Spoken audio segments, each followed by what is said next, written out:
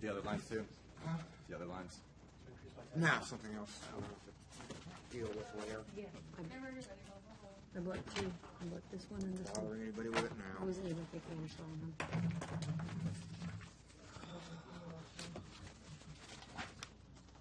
Where'd that other picture go? Right there.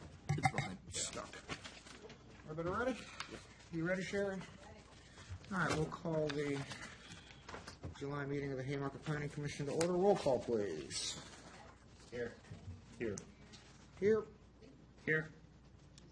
Here. Here. All right. Minutes.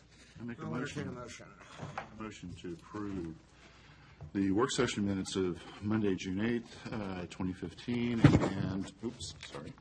and the regular meeting minutes of Monday, June 8th, 2015 for the Planning Commission. Is there a second? Second. All in favor? Aye. Aye. Opposed? Hearing none. Passes unanimously. Citizens' time. If anybody wishes to take the opportunity to speak to the Planning Commission, please step forward. Seeing none, we will close citizens' time. Announcements. Anybody have anything? Because I've got a couple. Lead the way. All right. As we discussed at the last meeting, I attended the Planning Commission public hearing for John Marshall Commons at the county level. Kind of give you a status of where they stand. The application has been deferred to a date uncertain, which means it's going to sit on the DAP schedule potentially until hell freezes over. I don't know.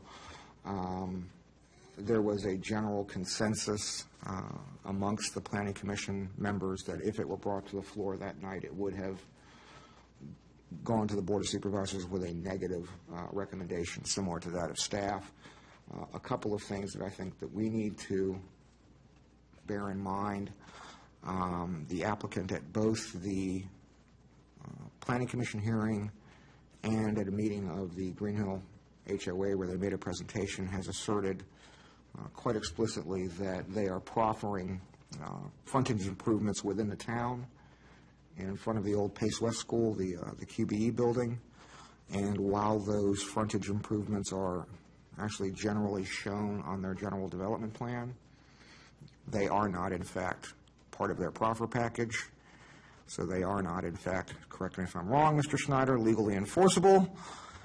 And I would suggest that if they plan on making such proffers, we should be involved in that process, or they would have to make that proffer to the town in some fashion and get it engineered, okayed, signed off on, sprinkle holy water on it. Well, I think more importantly, it's the property of a private property owner. Yeah. So we would have to have some sort of memorandum of understanding or contingent contract or something. They are proffering to do a streetscape in accordance with the town's streetscape requirements, so. On property that Yeah, the town so, I mean, or it they sounds like control. there's a lot of work to do here. If I'm correct, the only thing that they're offering to do is like a 10-foot trail. They're not offering to do. That is not what they are publicly stating to both the Planning Commission and the HOA. They are stating that they are proffering a full frontage improvement to tie into the streetscape, and that's why I questioned it and not gotten any To answer your response. question, the proper statement that I reviewed had nothing to that effect. So. Correct. Okay.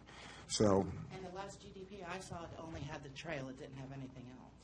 with that in mind, Marchant, if that ever gets rescheduled for a Planning Commission hearing or a follow-on hearing and action by the Planning Commission, can you address that point at that time if it's... I can't. Unfortunately, I was not able to make that meeting. I appreciate your break. We did send email ahead of time noting our concerns from a technical perspective. I did deliver an actual hard copy of it as well before the meeting to each commissioner. I think the council was waiting to make an official recommendation once it got to the board level, but we'll continue to do that. Thank you. Okay. The other thing to be somewhat concerned about is it sort of throws off the county's plans for 55, 2 lanes, 4 lanes. It's sort of kind of thrown a monkey wrench into that. I mean, we were planning at one point on 4 lanes. Now that may not be the case. It might be 2. So we'll keep you up to date as that proceeds.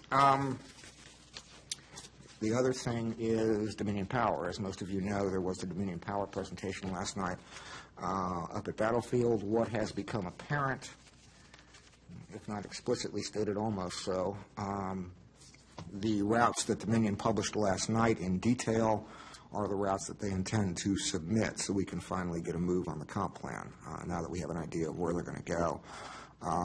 I'd like staff to get the detailed map, excuse me, for both the railroad option and the I-66 option so that we can work that into our analysis for the comp plan, because now that they have set the route, those are apparently the ones that they have done their environmental constraints analysis on.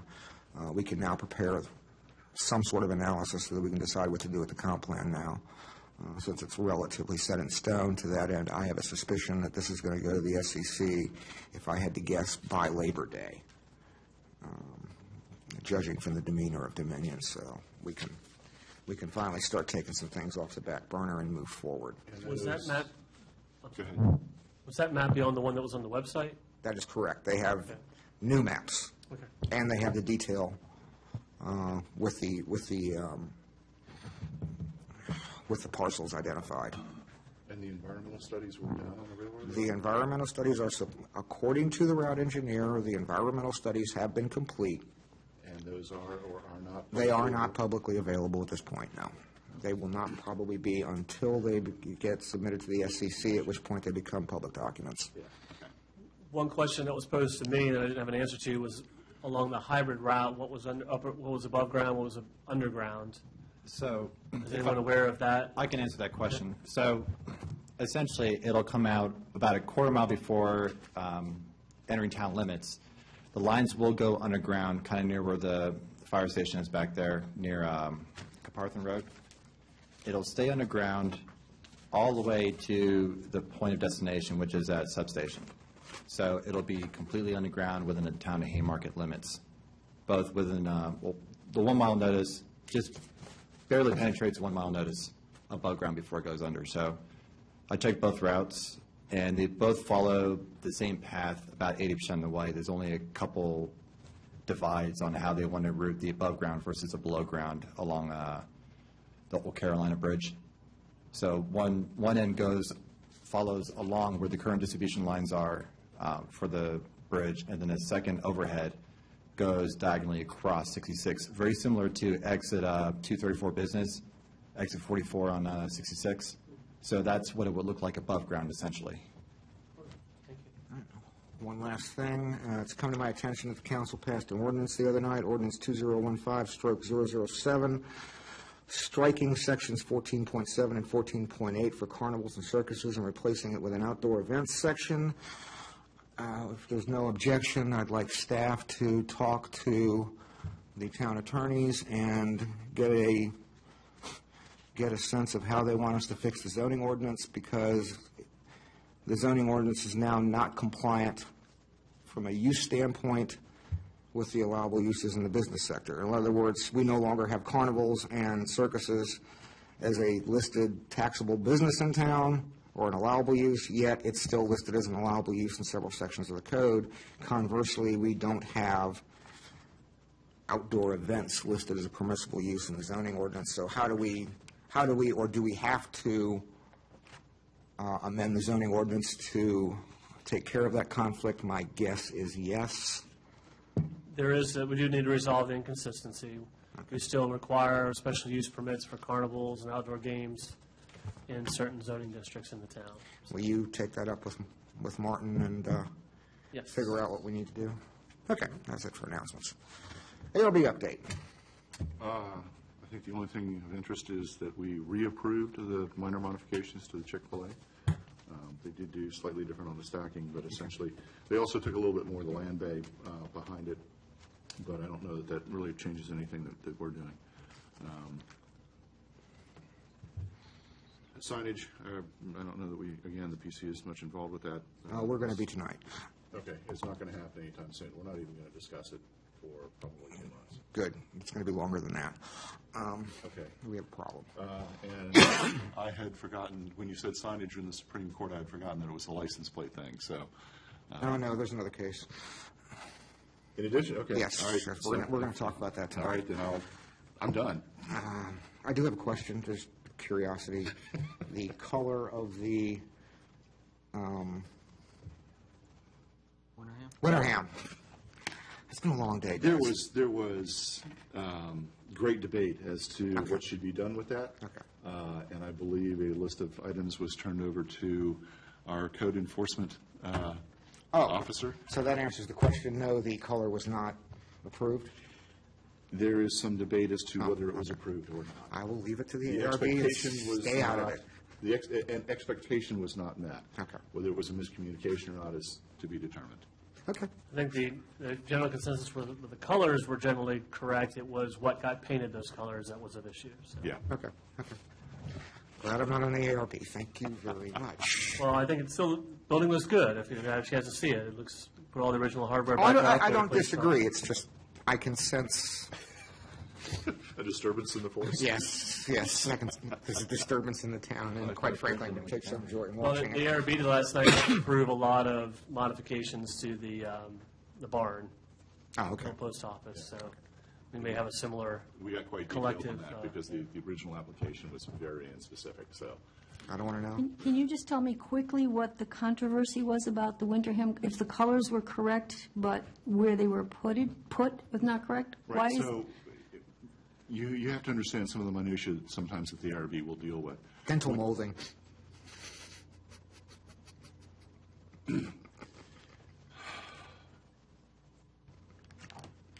What is defined as window trim? Is that the entire window? Is that just the two sideboards of the window? It really is.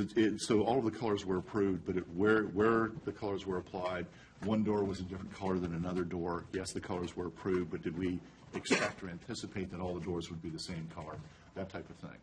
So it is, in my opinion, an expectation and what did occur and what may have been in the application. so for instance, a lot of the what do you call it, around the windows? I just forgot the term. Shutters? A lot of trim around the windows. The assumption was it was going to be painted the lighter white color. They remain black. So it's those types of things. The foundation was painted black. The expectation was a lighter color. The doors changed color. So it's just a matter of following up Right, with two doors are black, one is red. Yeah. That type of thing. So will people be made to repaint them? Or is this going to stand? You don't know yet. You Well, haven't no, determined. that was turned over to our code enforcement officer, and that determination will be made at some point in the future. Generally, what I find is if you call them and say, what's going on, a lot of times they'll say, I haven't seen the final product yet. Thanks for bringing that to my attention, and they'll go back and look at the contract, and a lot of times it's, the word doesn't pass all the way down to the gentleman that's actually painting the house, and so a lot of times it's a miscommunication, but that's how we're going to figure it out. Okay, anything else? All right, new business. Election of chair, vice chair, and it actually should be ARB. And I'm going to go ahead and add that if there's no objection, ARB liaison. And I'll start with the chair. I'll make a motion to nominate. No, okay. Just simply nominating is fine. No motion, please. Okay, I nominate Bob Ware as chair. I would like to add that perhaps we could defer this until the August meeting, because Mr. Quaddle isn't here, and I think it would be nice to have the entire board. And I know there's some question about you having moved out of town, so just till we get these things resolved. Unfortunately, and I brought this up to Marchant the other night, we're required to have an organizational meeting before the beginning of the year. Our bylaws state that we have to have it. I don't particularly care, but Generally, the practice has been with the start of the fiscal year, the new fiscal year, the chair and the vice chair are elected. That's been the practice. I haven't done a lot of research in the bylaws as to say. it's noted in our bylaws that we have to have an organizational meeting at the first meeting of the fiscal year, July 1. I think with Mr. Call, yes, he would vote, but I don't think he could fill either position because he's a liaison from the... That's not technically correct, but there is precedent where it has happened before. A liaison could There's be- no, there is no prohibition, let's put it that way. Okay, then I will defer. For my 2 cents, we have quorum, we should do the town's business. That's why there is quorum and not a full attendance required. So, we have a quorum, we should do the town's business. I see no reason to put it off. Well, I do see reason to put it off. I would like to have the entire, normally we have the whole board. And also, we have to address the question about whether the vote, even technically, will be a legal vote if a member of the board isn't a member of the town. I am a legal resident. As of this minute? As of this moment, I am a legal resident. A legal resident that resides in the town? I am a legal resident. Okay. But you did move, I'm and a legal resident. Do we know if the bylaws state that you have to reside in the town? The bylaws state that they have to be a resident of the town. And I I'm a am not, resident. it is above my pay grade to make a legal determination as to what that means, from a, Are we able to wait till the June 28th meeting to be able to vote upon this? unfortunately, it's a work session, and we can't take binding action at a work session. I mean, I honestly don't care one way or the other whether we defer this or not, but from a procedural standpoint, I mean, I'll be more than happy to go pull the bylaws and look at them and see if we can defer it. But if we don't want to be in violation of our own bylaws, I think we have to do it. I mean, if everybody wants to take 5 minutes, I can go track down a set of them. Or do you have a set handy? It's that little skinny, tiny little bylaws thing. It's usually on the shelf. I'll see if I can find one online. I might have. Or one you still could, maybe. if you wanted to move it, we got one of our applicants here, if you want to move it to the end of the... I'll tell you meeting. what, why don't we just defer item 6A, excuse me, we'll defer, if there's, without objection, we'll move item 6A to the end of the meeting, I guess. Just make it easier. Any objection? No. Hearing none, okay. And Mr. Chairman, I guess you do have the review of the bylaws in here, There is a review of the bylaws. Which is the next item. Which is the next item, it's real quick. so maybe I'll tell you to strike through what's... Well, now, Okay, moving on, sorry. Commissioner Maddox has brought to my attention that we do need a change to the wording in the bylaws to currently reflect more accurately the current makeup of the PC. Okay. So what I was going to suggest is that everybody takes a copy of the bylaws home and make any other suggested edits they want, and we'll address it as an agenda item at the next meeting and amend, adopt, or decide not to do anything at the next meeting. Okay. If there's no objection, so be it. Robinson's Paradise, Mr. Schneider. Mr. Chairman, Town Engineer Holly Montague and myself are here tonight to present the Robinson's Paradise rezoning application. Mike Johnson, Mr. Bloomquist. Mr. Johnson is the engineer for the project. Mr. Bloomquist is the property owner, Mr. Bill Bloomquist. What generally, Mr. Chairman, wanted to generally outline them for you. Mr. Johnson's provided a cheat sheet of sorts. Do you still have the packet in front of you of those materials? Actually, that's the one I left in my car. That's what I shared.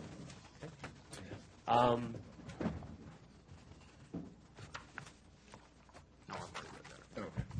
I'm good. I can eat this.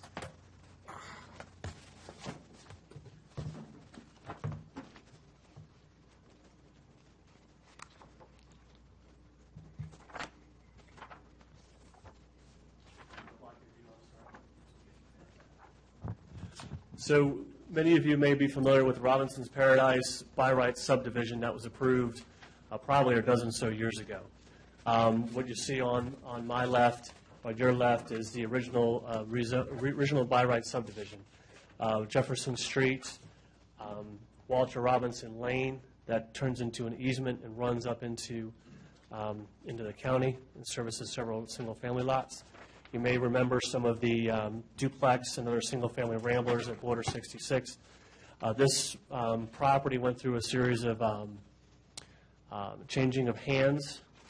And so the property, while it was subdivided and lots legally recorded, it was never subsequently developed. What the applicant has offered to do is come in with, again, 4 different applications, the first of which would be a comprehensive plan amendment to change the designation of the property north of 66 from R1, low-density residential, to R2, or to a medium-density residential land use designation.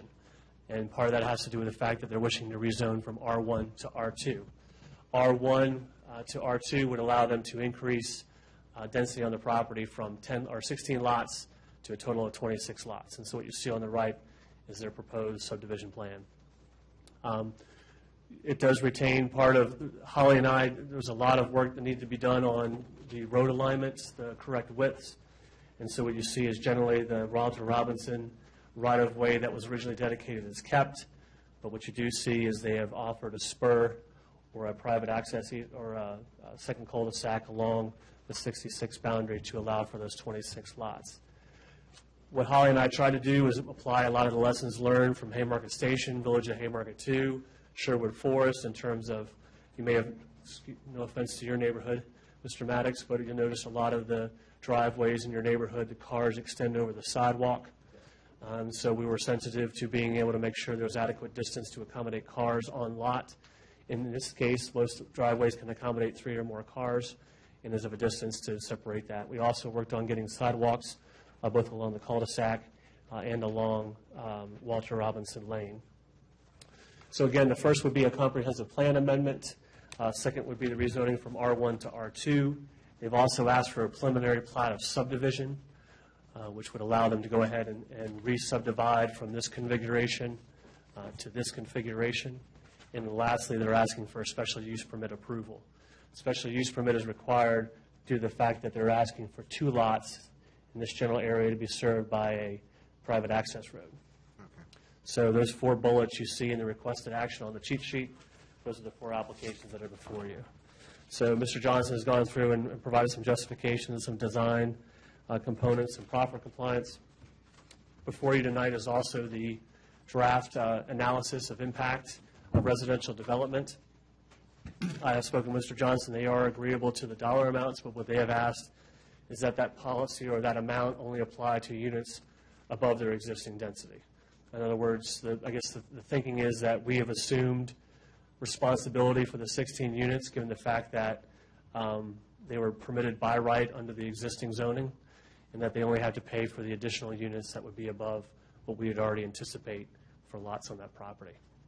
This is a small lot, single family. That's what's meant by R2. So again, it reflects what you see in Haymarket Station, Villages, Haymarket, and the like. So they do provide trail connections along Jefferson Street. A lot of discussion was tying into the road improvements and the bridge expansion that we have today. So across their small frontage of their property, they would accommodate a trail that would tie into the bridge crossing that's under construction today.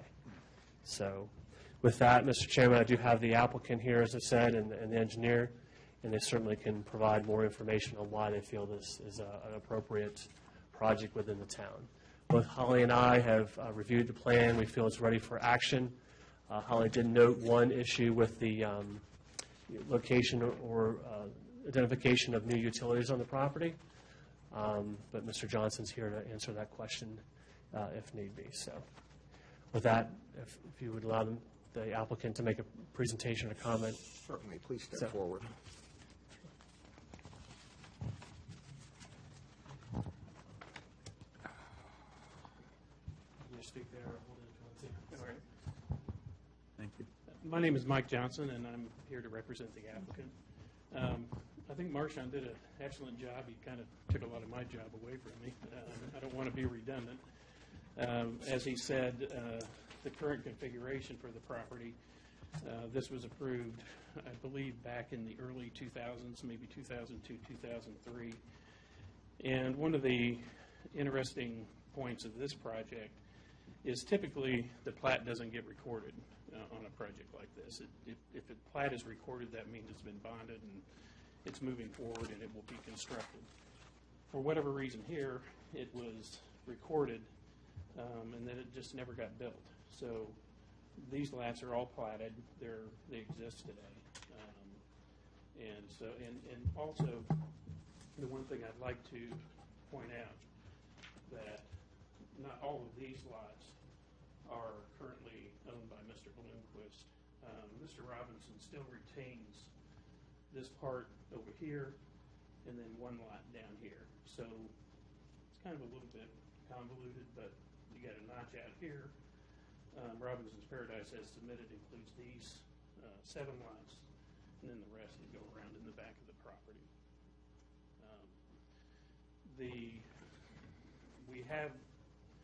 We have a lot of constraints that we had to consider as we did this plan.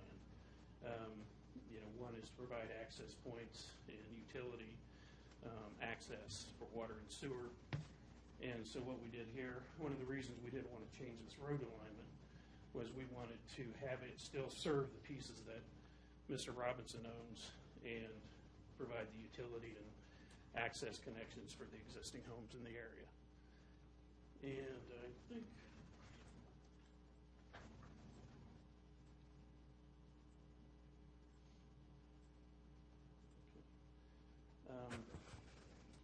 as Marchant said, one of the things that we've done, there's a few things. We do provide a 30-foot buffer here against these. This is a vacant use, and it requires a 30-foot buffer.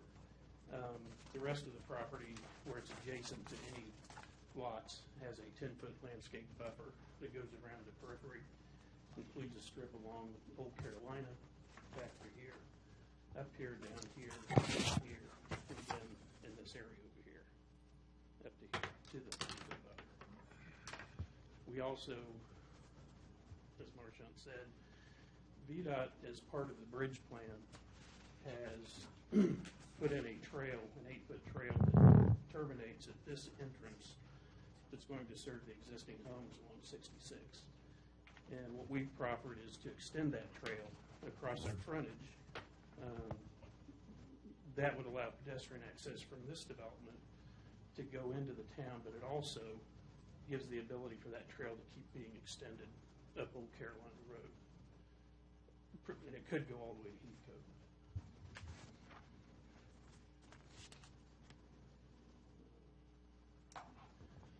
As Marchant mentioned on the parking,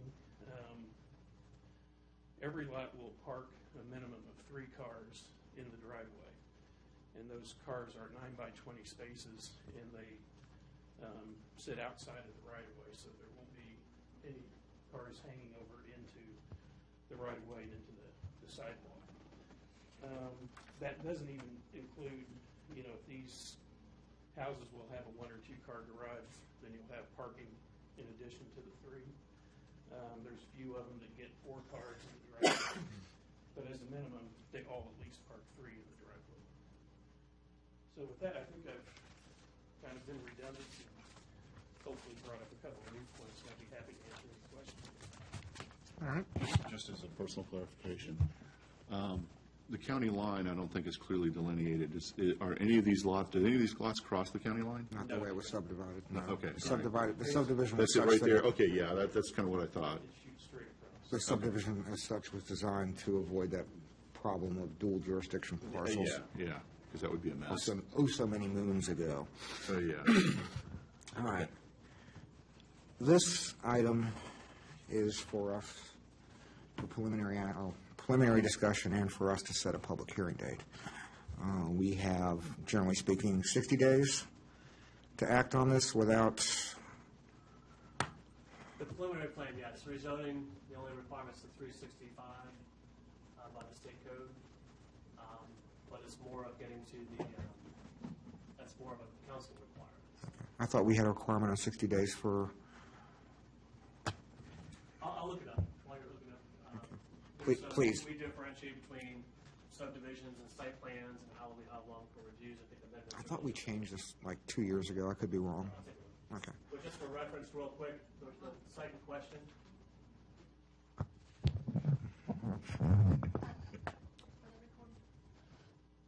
Can you hear me now? Yeah. So generally, just again, a quick, this is the area that we're talking about just north of town. So, Mr. Chairman, I can look that up. I did want to comment real quick in terms of the plan amendment. You know, at the time that this was zoned or planned R1, it matched the low-density residential that was on the north side of the county. Residential was upzoned. You would see over in, I just forgot the name of this community.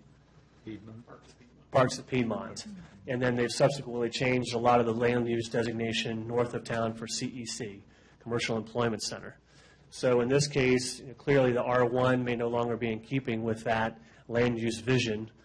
So the idea of upzoning this to a higher density in terms of compatibility, we feel that given that change in designation, it would be less, it would be compatible with what's on the other side of the county. It also does provide a higher density closer to our central business district. It does match a lot. It does match the transition densities that we already have in town between the townhouses and Sherwood Forest that's there. And I would argue probably does a better job of designing the site than some of the other projects did under the R2 zoning. And so I think from a staff perspective, we're supportive of the designation change in addition to the rezoning. So, Mr. Chairman, I'll go and look up that requirement while you're debating the project. Before I open it up for everybody's questions, I want to make a distinction here that's going to be, I'm going to get to you. You're on my list. I want to make a distinction that's going to become important later on. This is a property owner-initiated comp plan amendment. And we're going to get into a discussion of the difference between, potentially get into a discussion of the two later. But the property owner is entitled to make this comp plan amendment request at any point because, well, he's the property owner. I'm going to address your point on the proffer. It's been my experience in most jurisdictions that you are credited, but you're only credited for existing dwellings that are on the property. In other words, if there's 2, 3 houses on the property and you increase the usage of that property to 11, you only pay the proffers for the number of new houses minus the existing ones that you would level. As far as changing it and only covering the additional densities, that is generally not the practice in any jurisdiction that I'm aware of. I have one question for the applicant. Is the property currently served by Prince William County Service Authority for water, or is it well served? There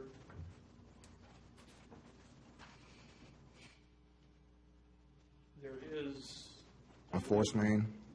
Yeah, there is a force main here for sanitary. Okay. But I believe that wells are serving the supplemental. So they're on sewer, but they're on sewer, but not water. Exactly. And I'm assuming that you're going to run. Yes. Okay. We're providing step outs to these lots for water, as well as maintaining their sewer service. Okay. And step outs down here. Just, do we know if the existing homes on the southern edge are on water or wells? I don't remember from our inventory. Because our surveys have not shown that there is any water. Do you recall? I want to say they're on wells. Okay. Mr. Chairman, you are correct. Failure of the commission to act within 65 days shall deem no recommendation by the commission, and the clerk shall forward the request to the council for action. It's been my experience with such provisions, if it's with the agreement of the applicant, to extend that. Absolutely. That's my understanding. But yes, sir, you are correct. There is a provision in our ordinance for that 65-day review. Okay. From the time it shows up on your agenda. Okay. One question for the town engineer. You had an issue with utility location? What it is that there are currently overhead wires running through the property. And I'd asked to do early coordination on how those are going to be relocated and where the easements will be. Generally, that's not done until after final site plan approval, but we have learned with other projects when people come back on their plats and they want to know where all of the easements are, and these overhead utility easements are not shown. So what we've done is normally you would show all easements at this time. However, there has been no coordination with the utility company. So what it is, we made an agreement with the engineer to show them on the final site plan. So they will have to start the coordination earlier than is normal, but we need to have the overhead easement shown on the final site plan. But we agreed to wait until the final site plan process for that. Curiously, as I noted earlier, the supposedly definitive route maps for Dominion's transmission lines came out last night. And these parcels, or two of these parcels, are impacted directly. I've got a copy of, you're more than welcome to this copy. I can email it to you as well. What I would like, prior to the public hearing next month, is your comments as to what the potential impacts of these two proposed routes are on the property. One's an overhead, one's an underground, and I don't know off the top of my head what the utility easement is for a buried transmission line, but I suspect it's significantly larger than a buried distribution line or your typical sewer line, especially given that the duct bank is, I want to say, 5 feet wide, and you would need a larger area to access that duct bank. Similarly, I'd like to know what the impact is potentially and what the easement would be required for the overhead option, which seems to run across the back line of the parcels. And I think we're going to need that before the July public hearing when we start to discuss this matter in depth. I'll now open it up to anybody else. Anybody else have a question? I had actually a couple things I wanted to call out to your attention as well that I didn't hear Marshawn or Please. Mike bring up. I just want to point out there is no sidewalk on the north side of Walter Robinson where they are not doing the rezoning. It's separate property owner. The thought process being that whenever that's developed, that the sidewalk would be put in because it would be very difficult to go back and try and get sidewalk at this time from this from an off-site owner. And I have seen that done in other jurisdictions as well to allow them to only put the sidewalk on their parcels. They are running the sidewalk on the Walter Robinson or the Charles Robinson property on the south side. Okay. They do have it there, so it's just from the cul-de-sac, the north side from the cul-de-sac to. And there's a written agreement between the property owner and the developer for that? There's not. That would be part of if the off-site people ever develop, then that's when it kicks in. You have to put the sidewalk. I mean, on the south side, if it's going to be extended, I'm assuming there's something in place? The sidewalk is continuous through here. Across that one parcel that you don't own, and there is some sort of record that.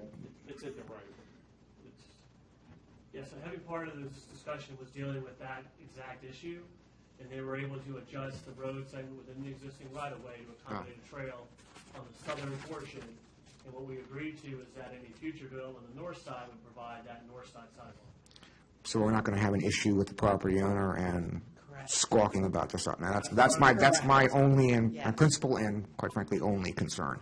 That's what kind of why it took so long for us to get here was trying to figure Trying out. to engineer that solution. Yes. Okay. Just to let you know, there will need to be letters of permission at the final site plan set for off-site grading that goes on to these owners. Absolutely. But the sidewalk has remained, we shifted the alignment so that it would stay in the right-of-way.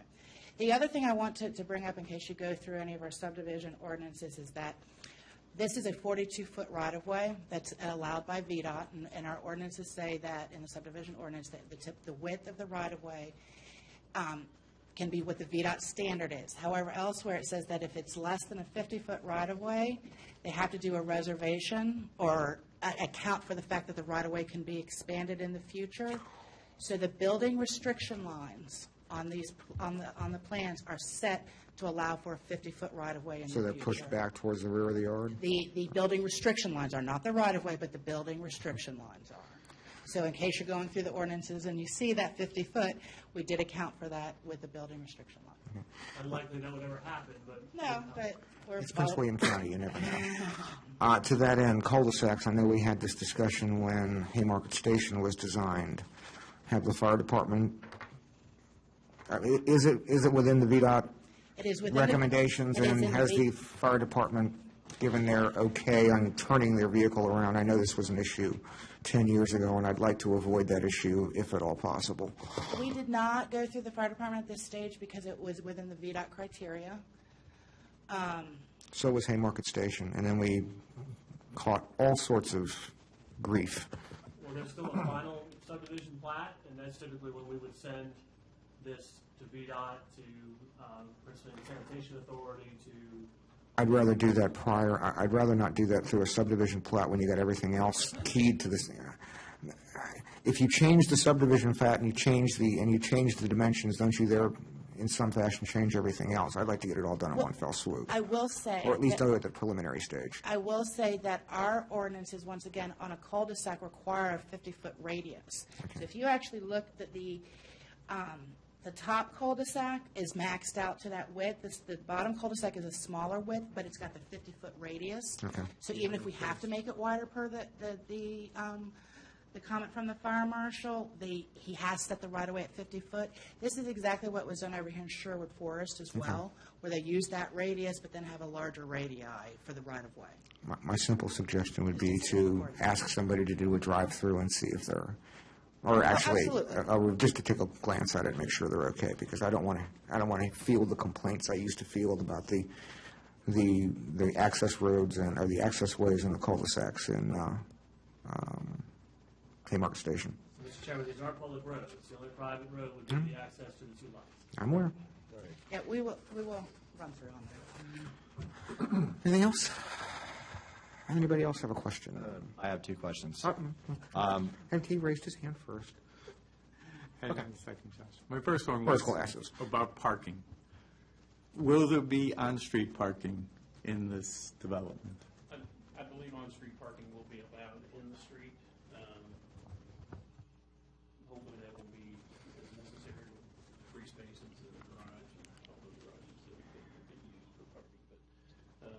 But yeah, it's my understanding that there could be parking in the street. Okay. It wouldn't be ruled out that at a 43-foot, if you get It'll be parking on both sides, it's going to be really narrow. It will be a circumstance very similar to Haymarket Station. Yeah. There is no room for parking on both sides. The actual roadway width is 24 feet. Okay. The way, we went to, once again, went to Curb to the- curb? Curb face to curb face.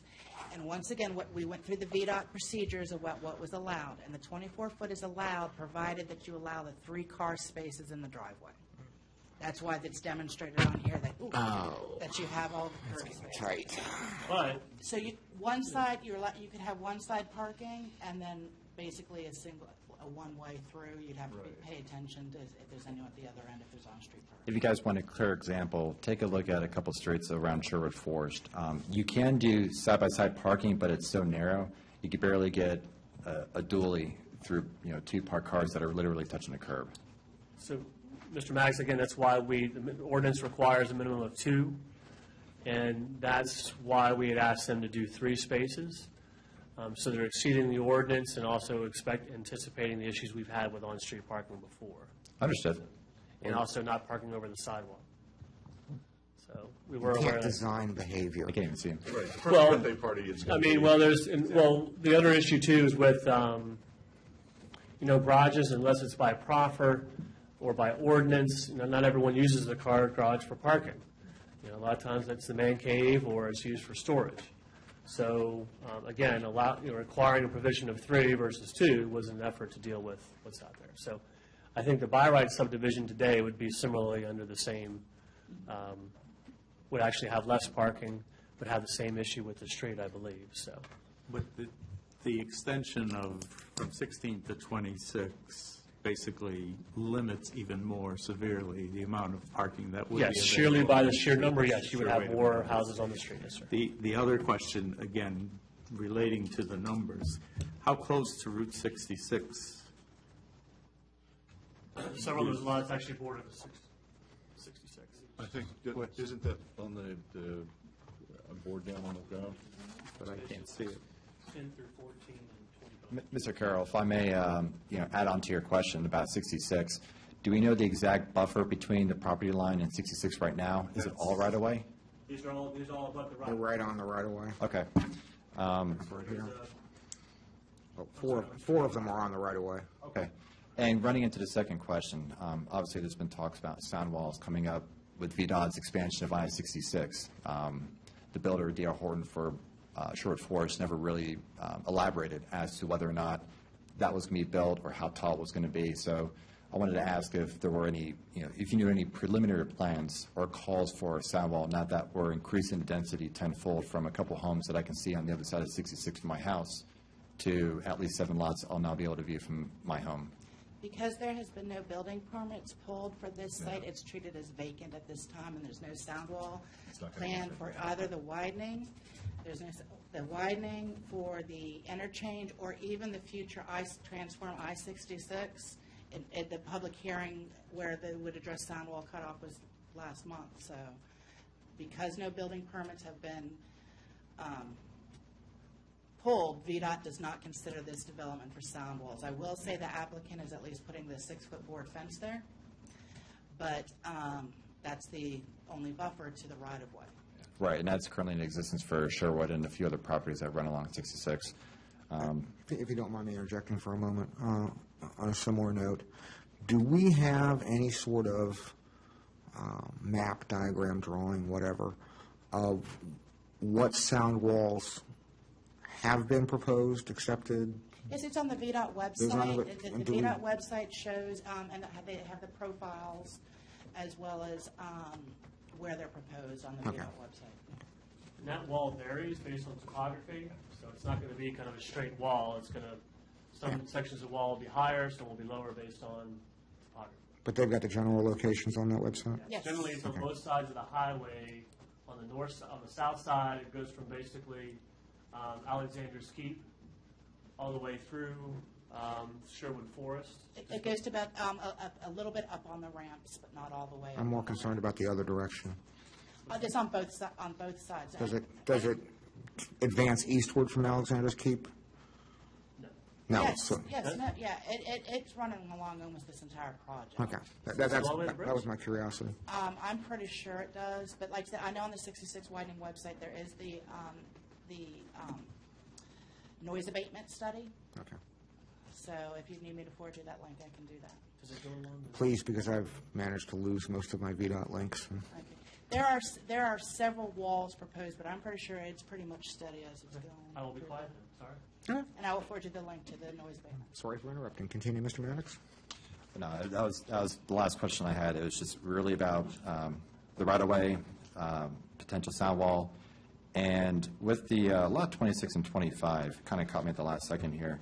I noticed that it kind of runs along, or adjacent rather, to the exit ramp to get onto Route 15, if I'm not mistaken. Is that assumed the distance between, that's 25 and 26 on the very extreme southwest corner? Right. So is that, how close is that to the expanded lanes that have been laid out down there? I don't think it's all that close. They're in the process of changing this and we laid this out. The last time we met with VDOT, they told us that there was no impact to us, that they had redesigned everything to not need any additional right-of-way from, I guess, pretty much from Old Caroline Road all the way through the university. Was the design aspect of having the two lots down there as opposed to being swapped for the current swim and play areas due to safety concern for residents of the neighborhood who would potentially be out there with kids? Well, I think inherently, having something right next to the highway is probably not the best place Okay. for something like that. One of the other reasons we wanted to do it was it kept more of the site green, and we could keep this swale here more open. Just reduce it, otherwise we'd have to pull this further. Right. VDOT will put a fence, I checked with her before I sent this. VDOT will put their own fence along the exit ramp. It's just that wire, 3-foot wire fence that we see out there today. Right. Okay. No, that's all the questions I had. Thank you, gentlemen. I'm just looking at the calendar. I'm sorry.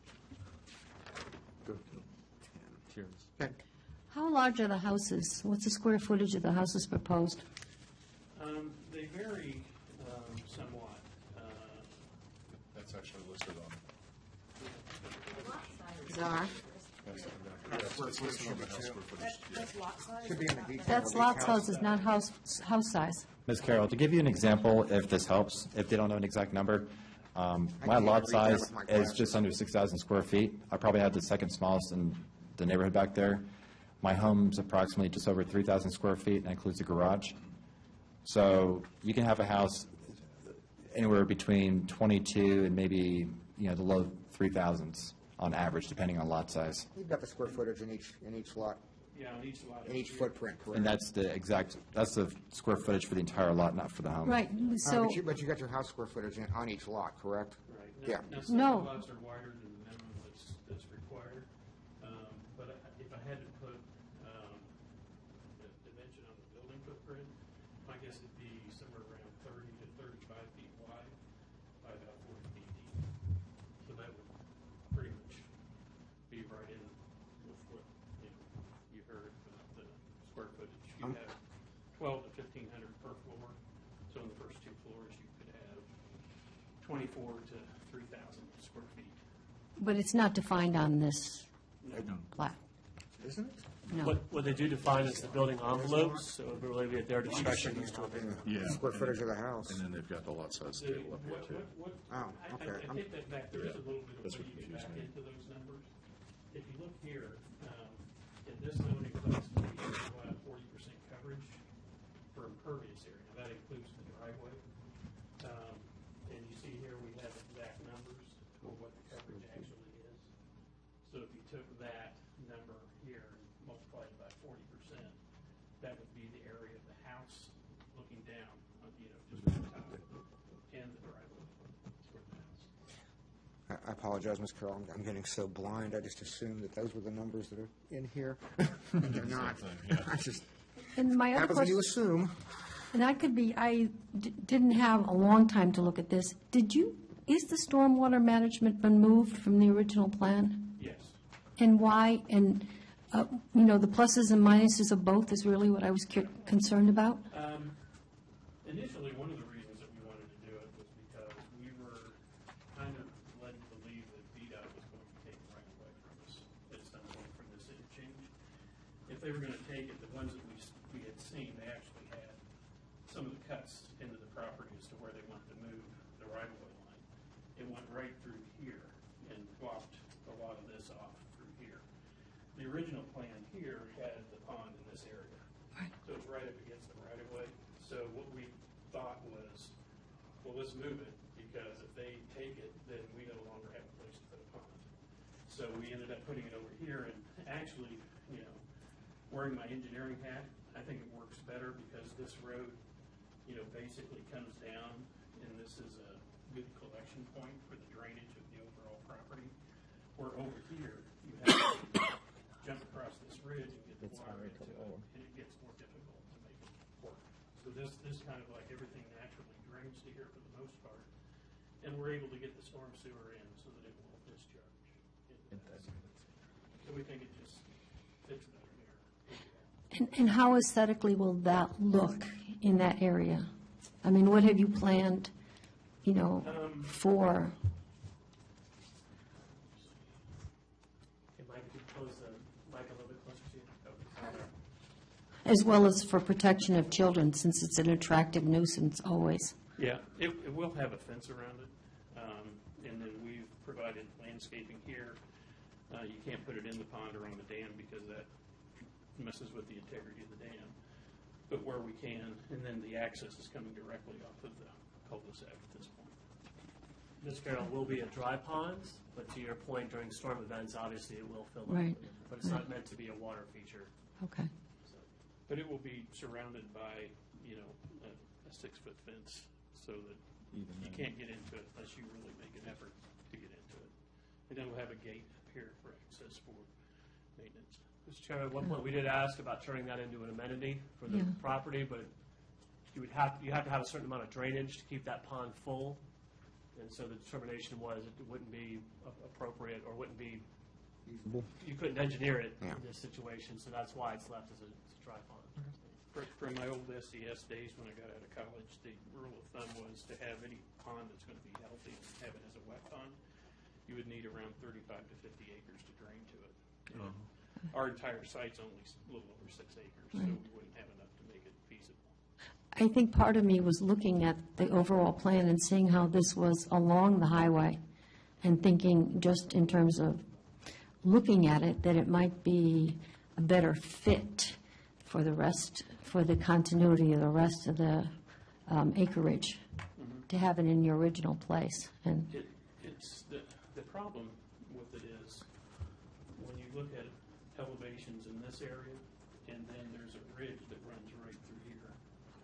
And we have to get that water over that ridge, which means you're gonna have to go through it. right. So it makes it more difficult to get the water to collect upstream. This stream flows this way, so everything as you head this way is going to be lower, and that's where Okay. you want to put the ponds in the lowest Thank you. spots.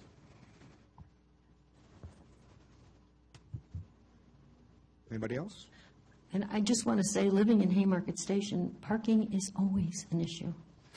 It is always, it is an issue, and the cul-de-sac parking with the markings for the fire engines, basically negating parking within the cul-de-sac, much of it enhances the issue. So it is a concern for everyone living in these areas to have more parking. We just came back from a family party, a gathering of 80 people, and the There wasn't idea. enough room in the driveway. There wasn't enough room on a whole part of the road, and this was a huge rural Connecticut area.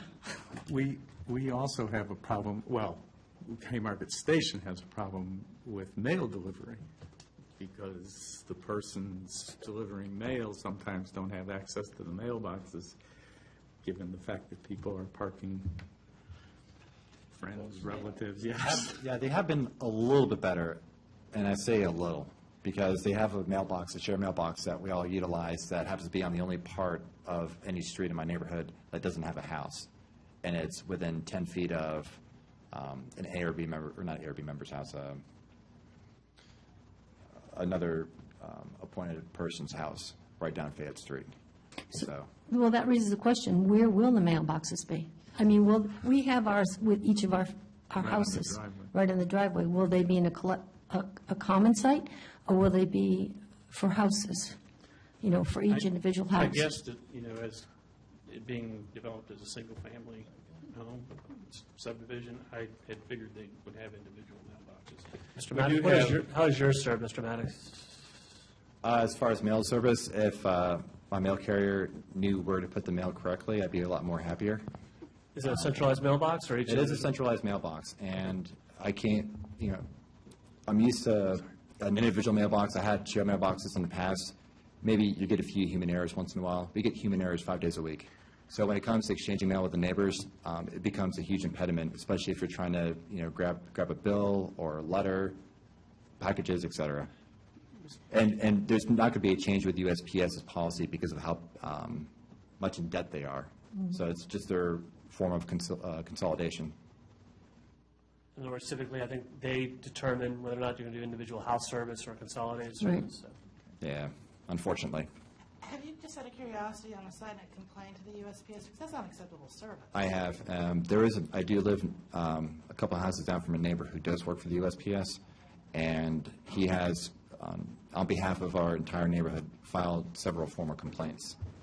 So they have been filed. I don't know if there's any action been taken on them, but I'll do a follow-up. So next time around, after the public hearing, I can express some notes through announcements or what have not. The one thing I'd like to mention about the parking, with the exception, I believe, of Lot 10, all of the parking spaces, typically what I find is if you're going to have people starting to park in the street, it's like if you have a 2-car wide driveway, then you'll have 2 cars, and then, if the kid comes home and pulls in behind someone, then, they'll be apt to park in the street maybe instead of have to move their car in the morning to let their parents go. The good thing about these spaces, with the exception, I believe, of Lot 10, they're all 3 wide. So you can pull directly into the street, into each space, so you're not stacking them on top of each other. So each driveway is 3 cars wide? Yes. That's good. What is the total number of parcels? 26. 6? I haven't done the comparison, but I think it's a little bit less dense than Haymarket Station, and if not equal, less than Sherwood Forest. There's a view from my place. If you guys give me a second, I'll show you my perspective from the other side of 66 of what the property looks like in that 6-foot fence, just so you guys have a visual. And I'll put this on public record before we end tonight. So that's the property across the street, and the 6-foot fence will be up. So you're a little lower. Mr. Chairman, I guess what we would be looking for tonight is if there's any suggested revisions that you would like to have looked at as part of the, Similar, but that's our. I'll wait to get back. Understood. We're going to get that bump up later. This is right before it kind of curves into the off-ramp to get up 66. Understood. Excellent, thank you. so. Yeah, so actually they're much higher than you, yeah. Yeah. What's wrong, Bob? Walk through there way early on and looking at driveways, and I'm like, this is not that bad. I figured I'd save us a site survey. We like that.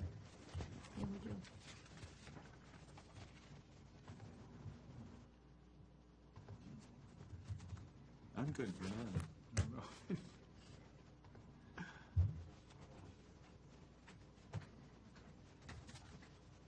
Mr. Chairman, as you said, we are looking for your feedback tonight. We are asking that you schedule this for public hearing, and it will have, plan amendment, rezoning, and special use permit that would need to be advertised for hearing next month, and then whether further discussions or not, and then move it forward after that to the council. Have you assigned each one of these a number, rezoning number, comp plan number, SUP number? I believe I have. It's not in front of me, but I can get it for you. They're on the cover sheet on the lower right. All four of them?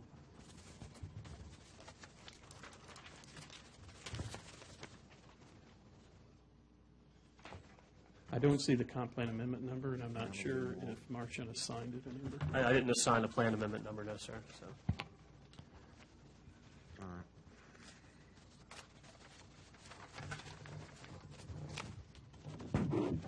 So do you see the the three numbers there? I do not, but I'm going blind. Down along the, My vision is, oh, I see them. Okay, got it. the preliminary didn't have to be advertised, it's just these two. And the comp plan number. Yes, sir. Okay.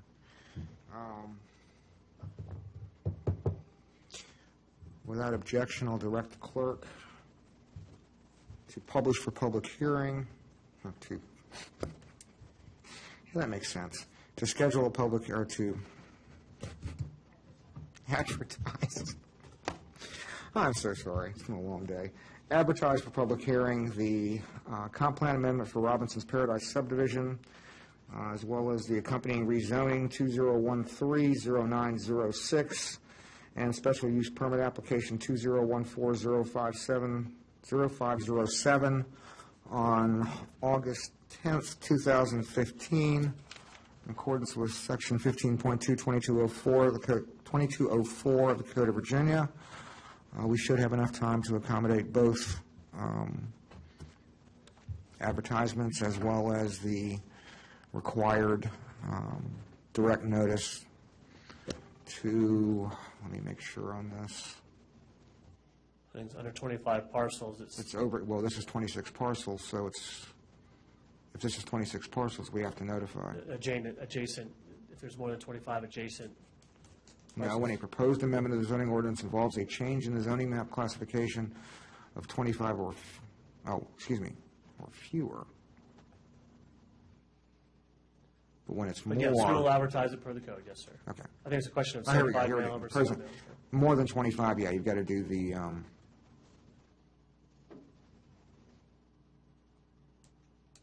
yeah, each parcel within, I forget what the distance is. It's usually across, immediately adjacent to.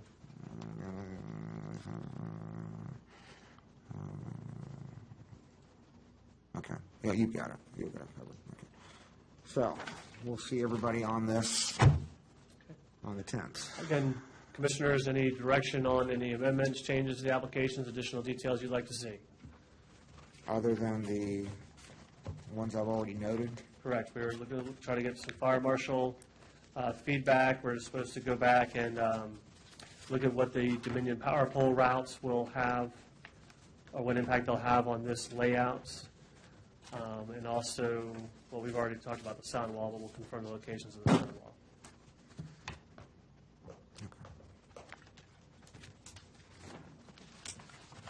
Thank you for your time. Thank you. We'll allow Mr. Johnson to clean up, and we'll just take a moment here. I have been up way too long today.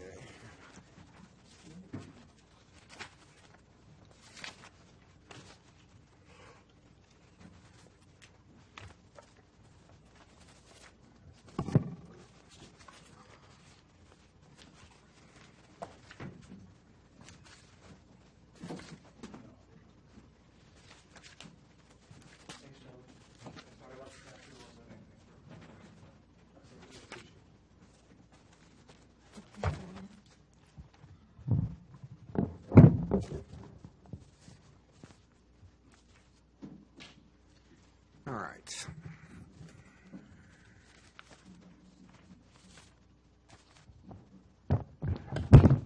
Proffer policies. Do you want me to take this, Marchant?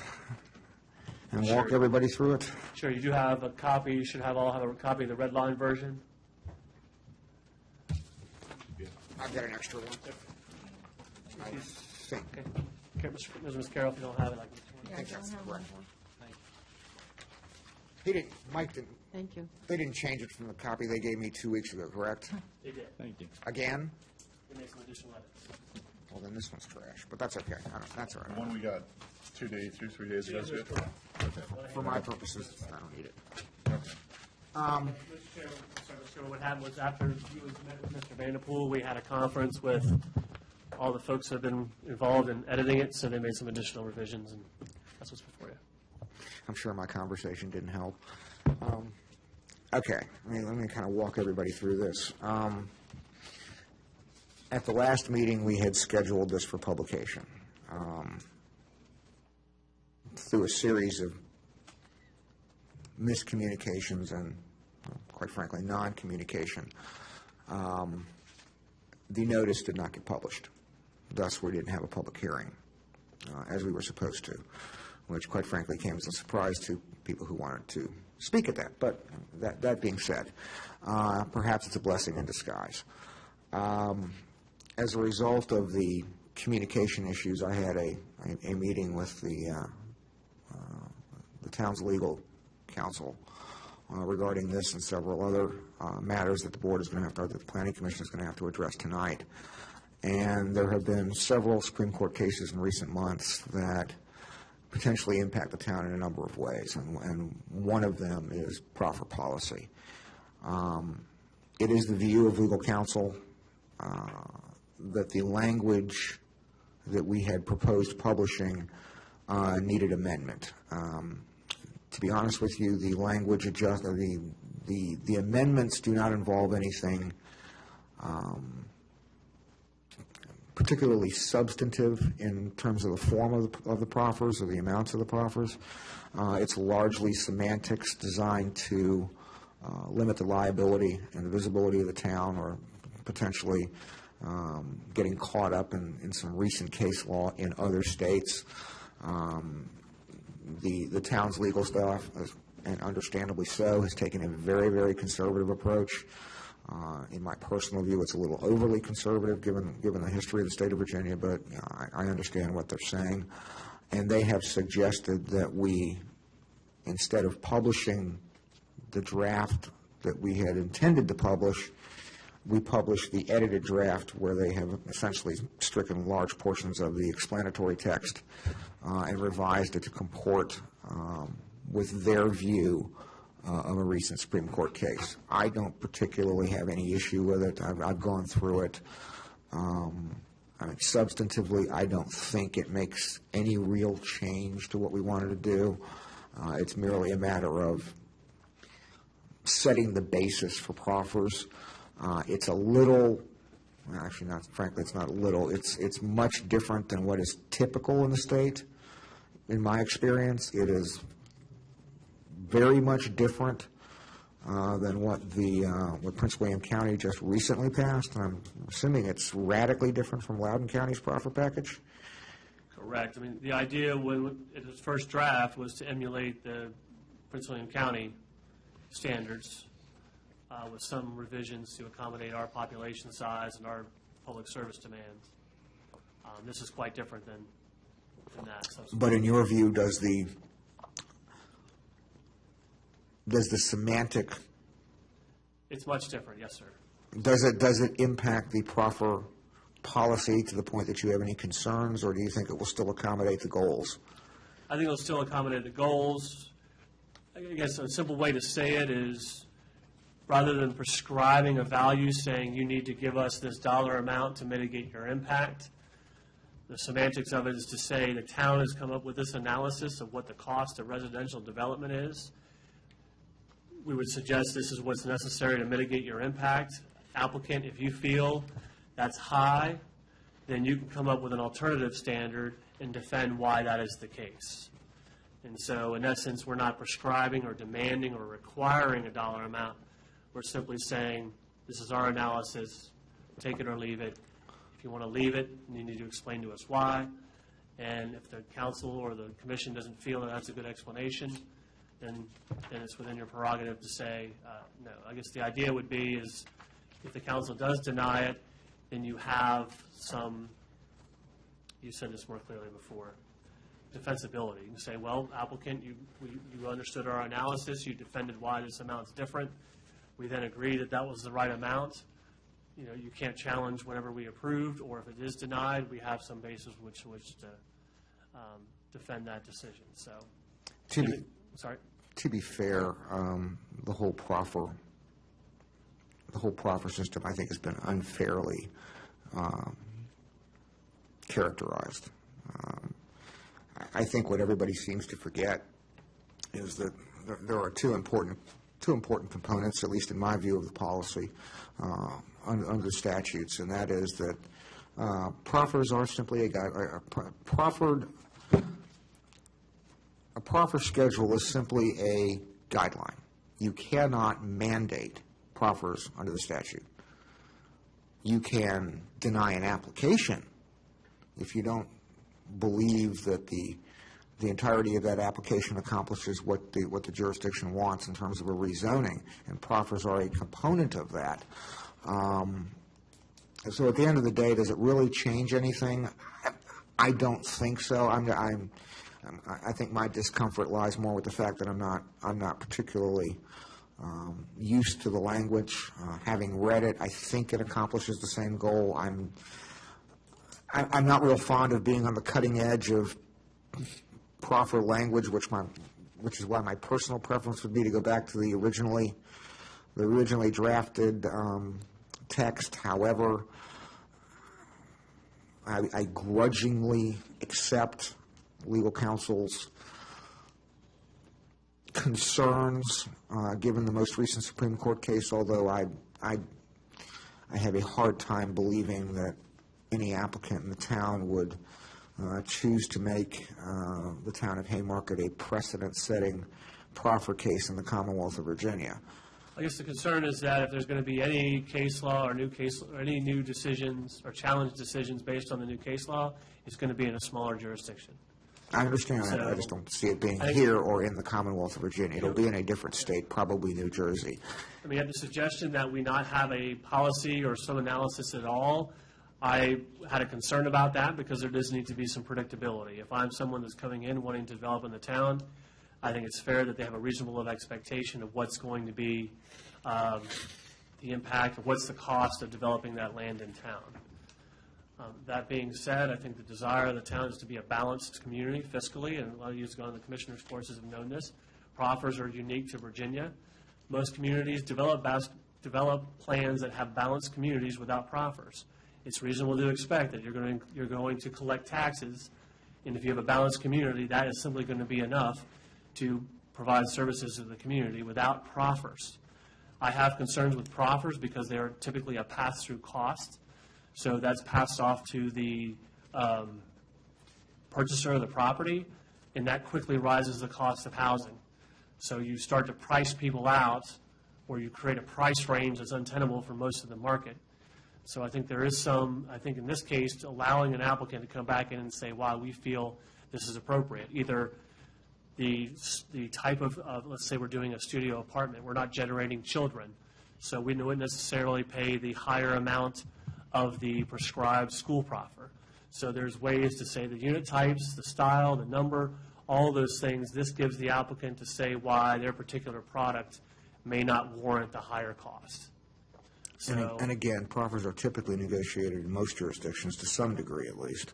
well, the policy creates that predictability. And so, for instance, in Loudon, we have a policy, we have a dollar amount. And if the applicant proffers that amount, then we will present it to the board. We say, this applicant has met the capital facilities policy.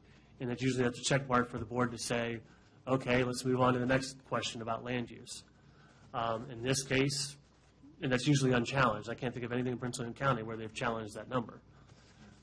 So in this case, it allows some flexibility for the applicant to say why. The example of Robinson's Paradise tonight, I think there's some merit to say that we've already accepted the responsibility for those, unbuilt or not, we've already accepted through our zoning, they could by right go in and develop that site. That doesn't make sense that we simply offset the cost of those additional units. So I think there's some merit in the applicant's argument there. If we do require it for each unit, I think that is going to drive up the cost of that housing. So that's my 2 cents, Mr. Chairman. Getting back to the subject at hand, I'm on the fence. I can go either way. What is your professional opinion as to which, if you had a choice, which version of the text would you rather see published, the original or the amended? I would rather go with the amended. Okay, so I'll now open the floor to anybody who wants to go with this. Should we have anywhere in the proffer statement something that resolves the issue that was brought up tonight about the Robinson's Paradise, where you had originally land that was zoned and then not developed, and the question about whether or not the proffers would apply to the original or to the revised one, since the land wasn't developed? I'm not sure if I'm saying this clearly. So in other I words, understand. do they pay the proffers for the 26 buildings, or is it for 10? I don't have an answer for that, but my question is, should there be some statement in our proffer policy addressing this issue, because it clearly may come up again? I think the idea of the way it's written now would allow the applicant to make that argument, and you would have to decide whether or not you want to accept that argument or not. And generally, based on my experience in multiple jurisdictions, that is the case. You want to leave yourself as a jurisdiction with enough latitude to consider all options.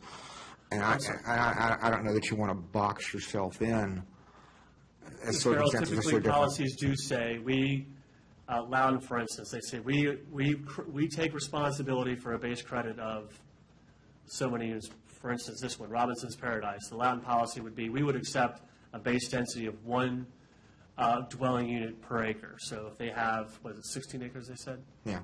They would get a credit of 16 units, which happens to be the units they already have. So, and it's prescribed in the policy. So you're right. Some policies do say that. I think the intent of this one is to say, applicant, take your best shot as to why you should feel it should or shouldn't. And that way, we're not making the decision, they are. And you have to decide whether or not to Yeah. accept that. Yeah. This would be a different, the fairgrounds would be a different argument. That's all zone commercial.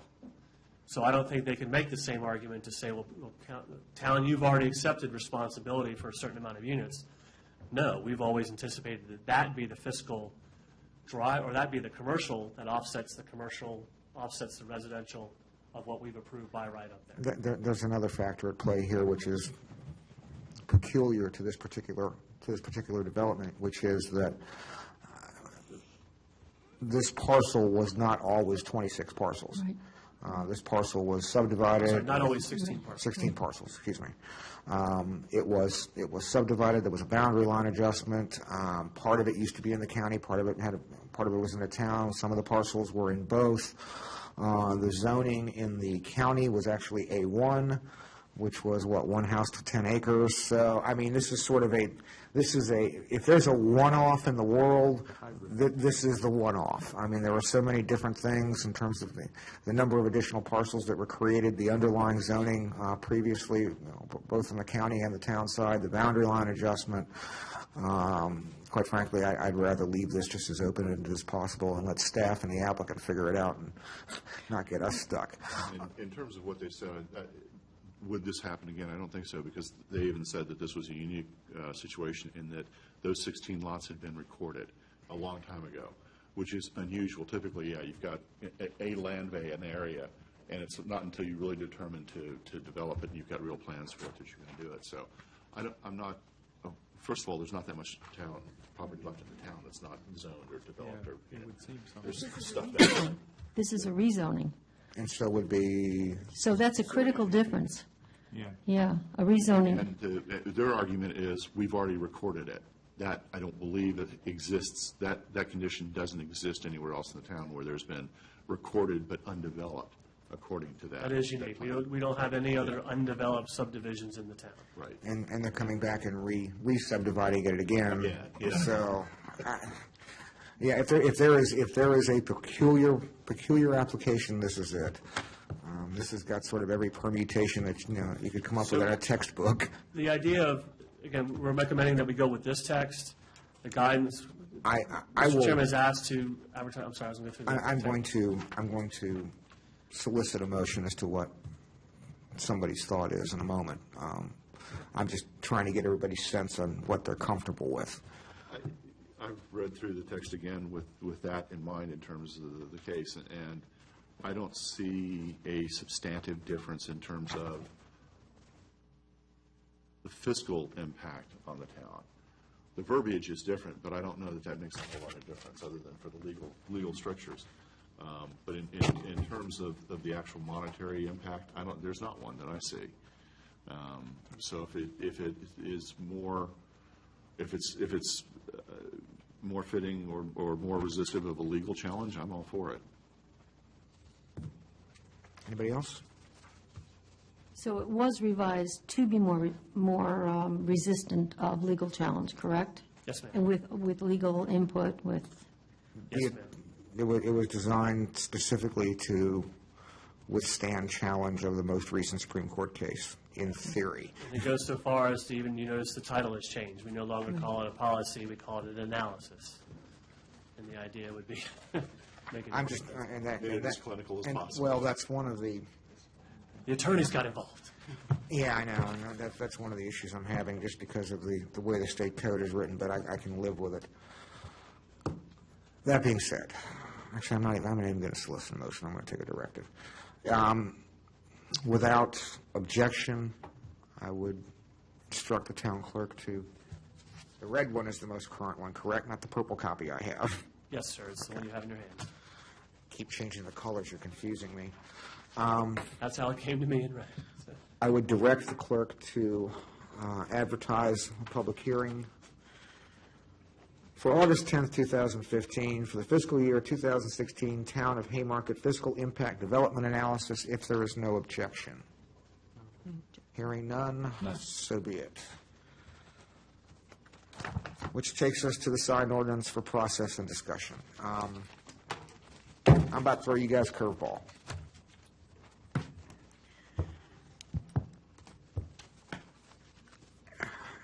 If you remember the court case, if you could say. I don't remember the name of it off the top of my head, but I Mr. can. Ring was asking me, I can remember. I can find it if you want to shortly. As I noted earlier, I had a discussion with the town attorneys on numerous issues, particularly those regarding several recent Supreme Court cases. In the course of our discussion, we both came to realize that where we stand in the sign ordinance revision policy, or sign ordinance revision procedure, no, I'll put it bluntly, we have to go back to ground zero. At least from an instruction standpoint. I don't know if it, do you want me to walk it through, or you want to? Well, what I was going to say real quick is that the attorneys, or the town attorney brought it to our attention, they looked over the draft, and they felt that the structure was correct in the minimal reference to content. A lot of the court's decision had to do with content, so they felt that the revisions removed a lot of the liability we have in our current ordinance, but it would still need some more refinement. I was going to send that back to the sign consultant and have them tweak it. But I would feel that it would be probably easier to have your feedback as well, rather than do the work twice, but. My thoughts on it are this: we've got a work session scheduled for the 28th on this. There's no way they're going to be ready for that. Well, that has to change, I'm sorry, that was part of the discussion So- too, was that they were not able to make the 28th. Okay. We had scheduled it, and they scheduled it, that changed. I think at this point in time, simply canceling the 28th work session is the most prudent course. And I don't think there's anything that we're going to be able to do with it for quite some time. I don't think it's going to be ready in August. Okay, because they did throw some dates out in the end of August if you wanted to try to set it. Well, we can set that up at the August meeting, if they feel like they're going to be ready. But I just want everybody to understand, it comes down to simply more than just content of the ordinances, and this is what I was talking to Mr. Vanderpool about. Because of the breadth, for lack of a better term, of the Supreme Court decision, we have a number of additional areas that we're going to have to concern ourselves about, above and beyond simply the size, location. Well, actually, all we're going to be able to deal with is the size and location of the sign, generally. In essence, the court case says you can regulate the size, you can regulate the location, and that's, for lack of a better description, just about it. And you have no purview over content. So if somebody wants to erect a scandalous sign, I'm waiting for this test. At least my understanding, and I believe Mr. Vanderpool's understanding, is that there's not a thing we can do about it. Well, the other question I put before the ARB was, what is that, how does that change the ARB's review? And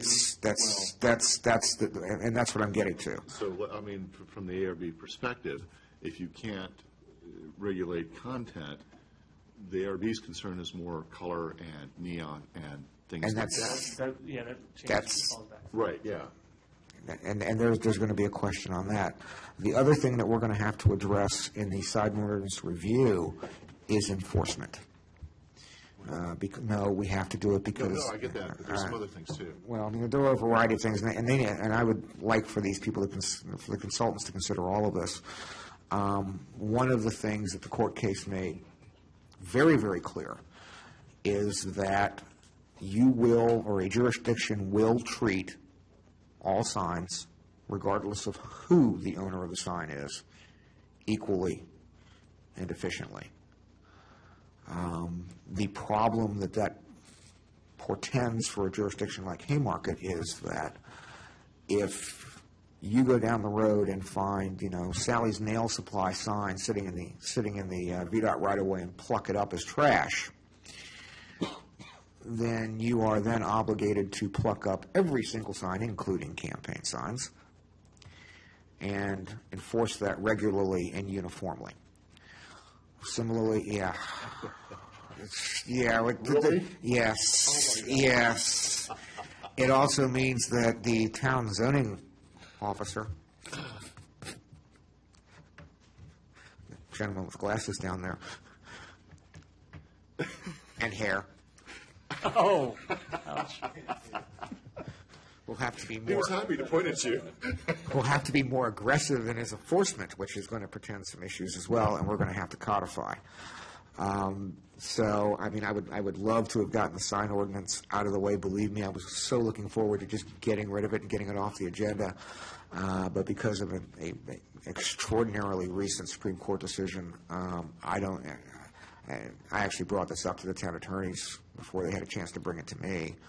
I think we're both in agreement that this needs to be kicked back to the consultants and reviewed essentially from the jump. And I apologize because it's going to take even longer, and I'm sure the merchants aren't going to be real happy about it.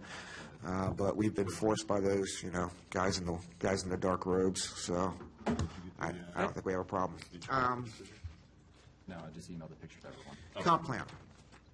All right. As I noted earlier, I think we're finally at the point where we can start getting that back on track, because I have it directly from the project manager and the route manager, that the routes designated last night at that meeting are the routes that will be submitted to the SCC.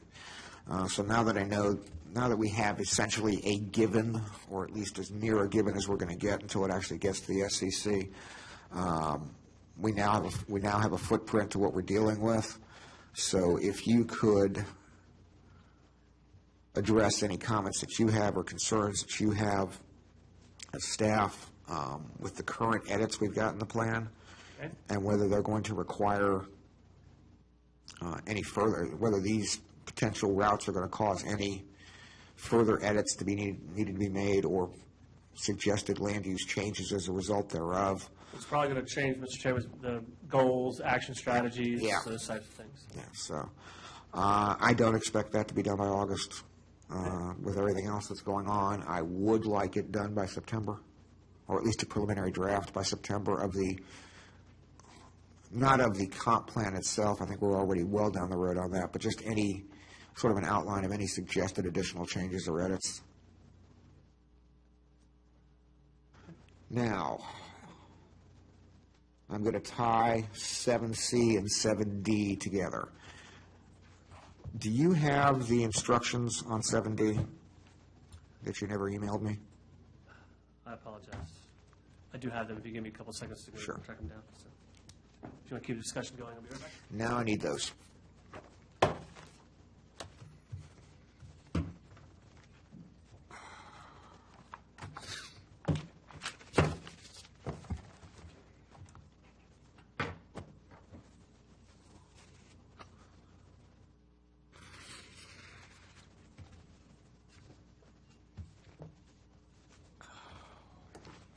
I really apologize, everybody. It's been a long day after that meeting last night.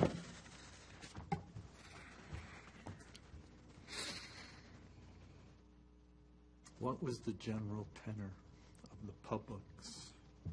The public was very unified. Dominion, not so much. They were rattled. They were very, very defensive. They got rattled over time, and they started to make mistakes as they got more and more rattled. That's interesting. Some of the younger ones felt the need to give an answer out to those that approached them seriously regarding questions on routes and so forth. And while some kept their composure, others freely gave their thoughts or opinions as to whether or not our questions could be answered with validity. So I did learn of a few things regarding the new data center is already 25% operational. It's staged. The distribution lines that were built around town are still being put up, aren't due to be plugged into the substation and data center until December 2015. So for the next 6 months, they'll be draining on their current infrastructure until those are energized. And there's no telling whether or not they're going to go any further than 25%. I assume they will. Being the peak of the summer, I've noticed some electricity fluctuations and power drains that normally don't occur with a resilient line. And up until maybe a few months ago, there weren't any issues or concerns regarding service delivery to my home and some surrounding neighbors. And we've seen some interruptions, especially with the last couple storms that came through last month. There were massive delays and transferred redundant lines to re-energize our neighborhoods when the power went out a couple times. So I don't expect it to be bad after the summer unless they continue to ramp up more and more of their data. So it's something that we're going to have to look at some point Cooler again. people will have less need for Yeah. their air. From what I understand during our meeting last fall, early winter, it was my impression that they weren't going to energize anything until the distribution lines were in place.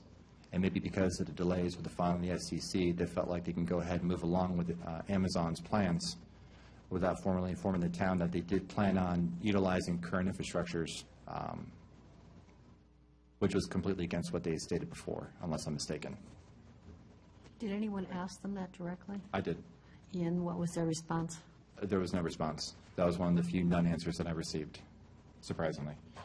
But one of the guys was pretty upfront.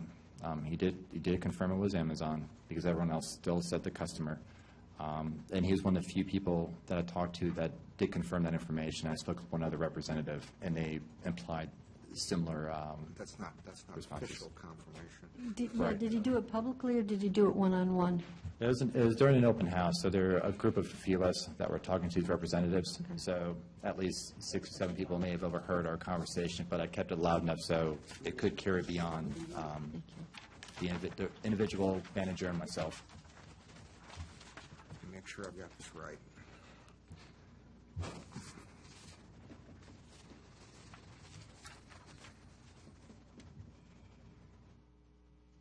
All right.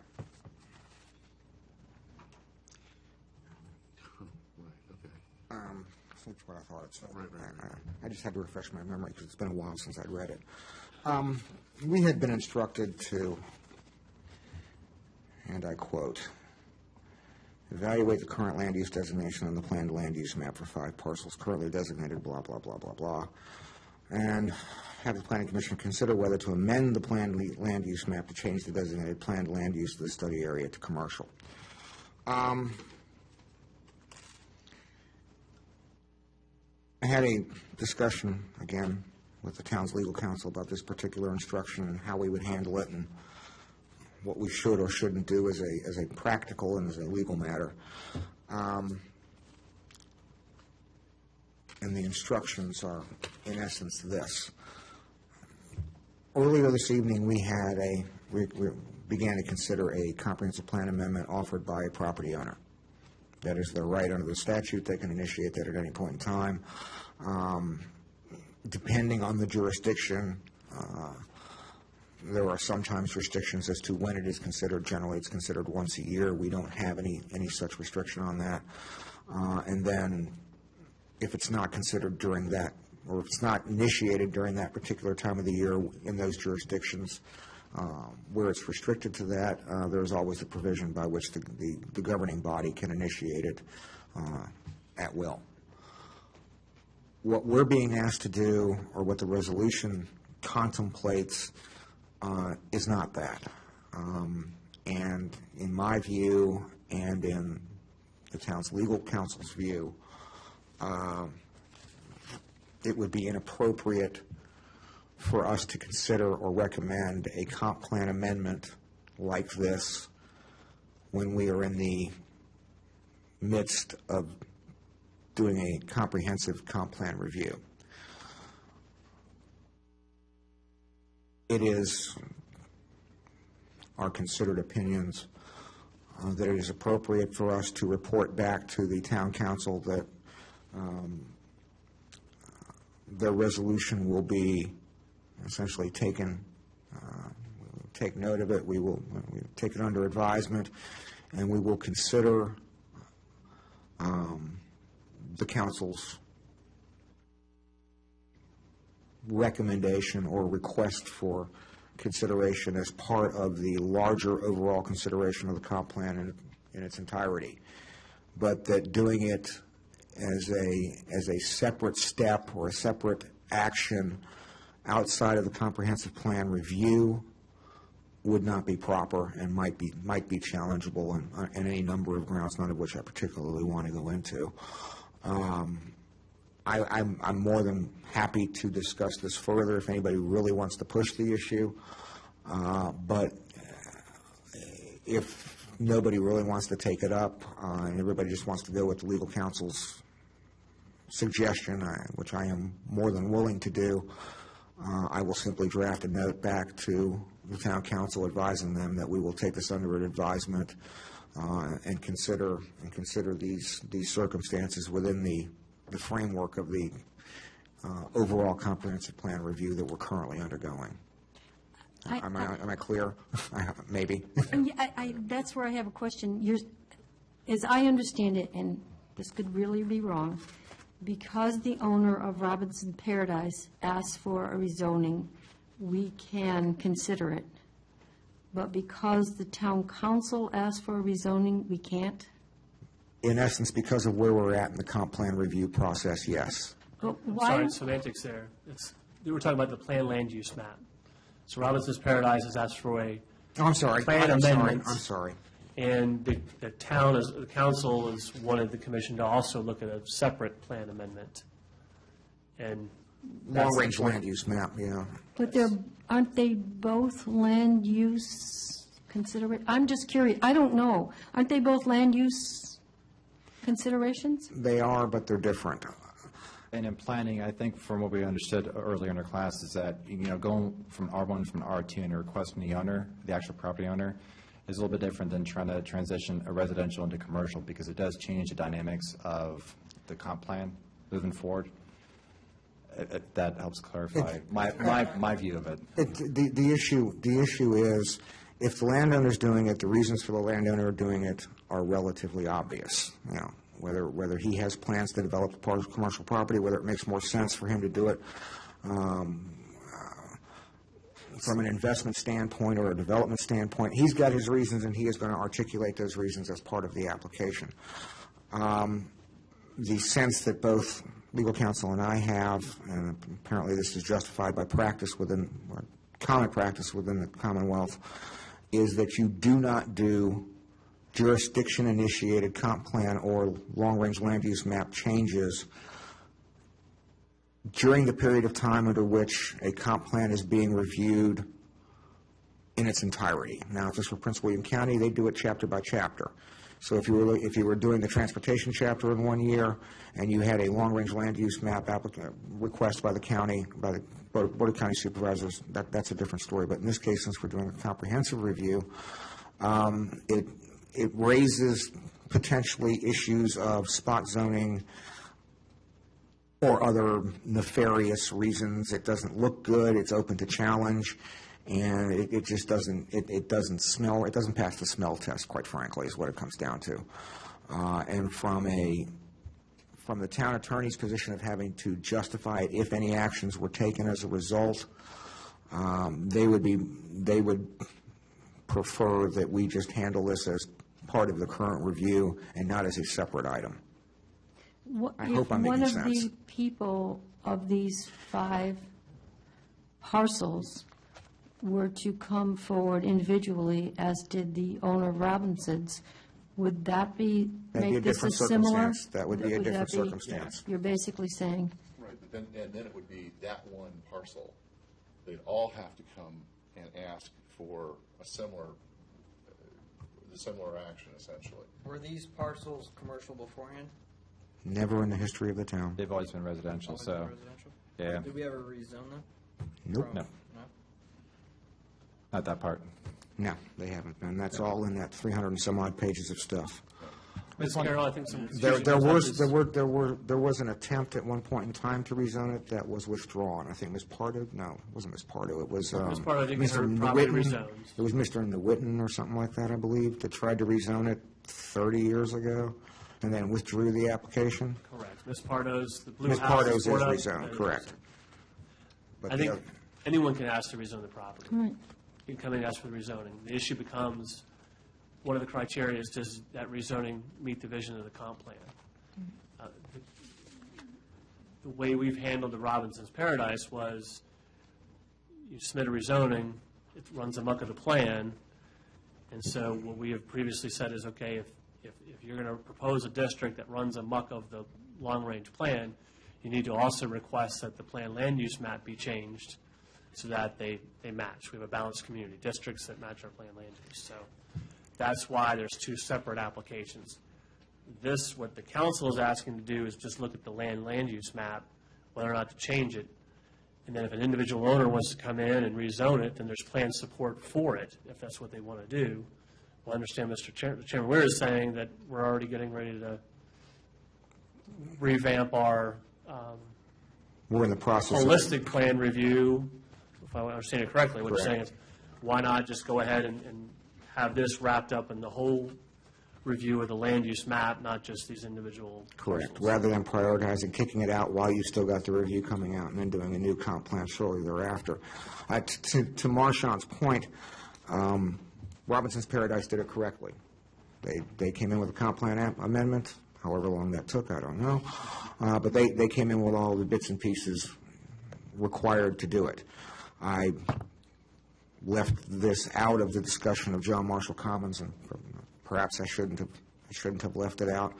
But one of the shortcomings of the John Marshall Commons application at least in the view of the Planning Commission for Prince William County, was exactly that it did not have a comp plan amendment to accompany it, whereby it was dramatically changing the planned land use of those parcels from A1 and M1 to suburban residential medium, I think.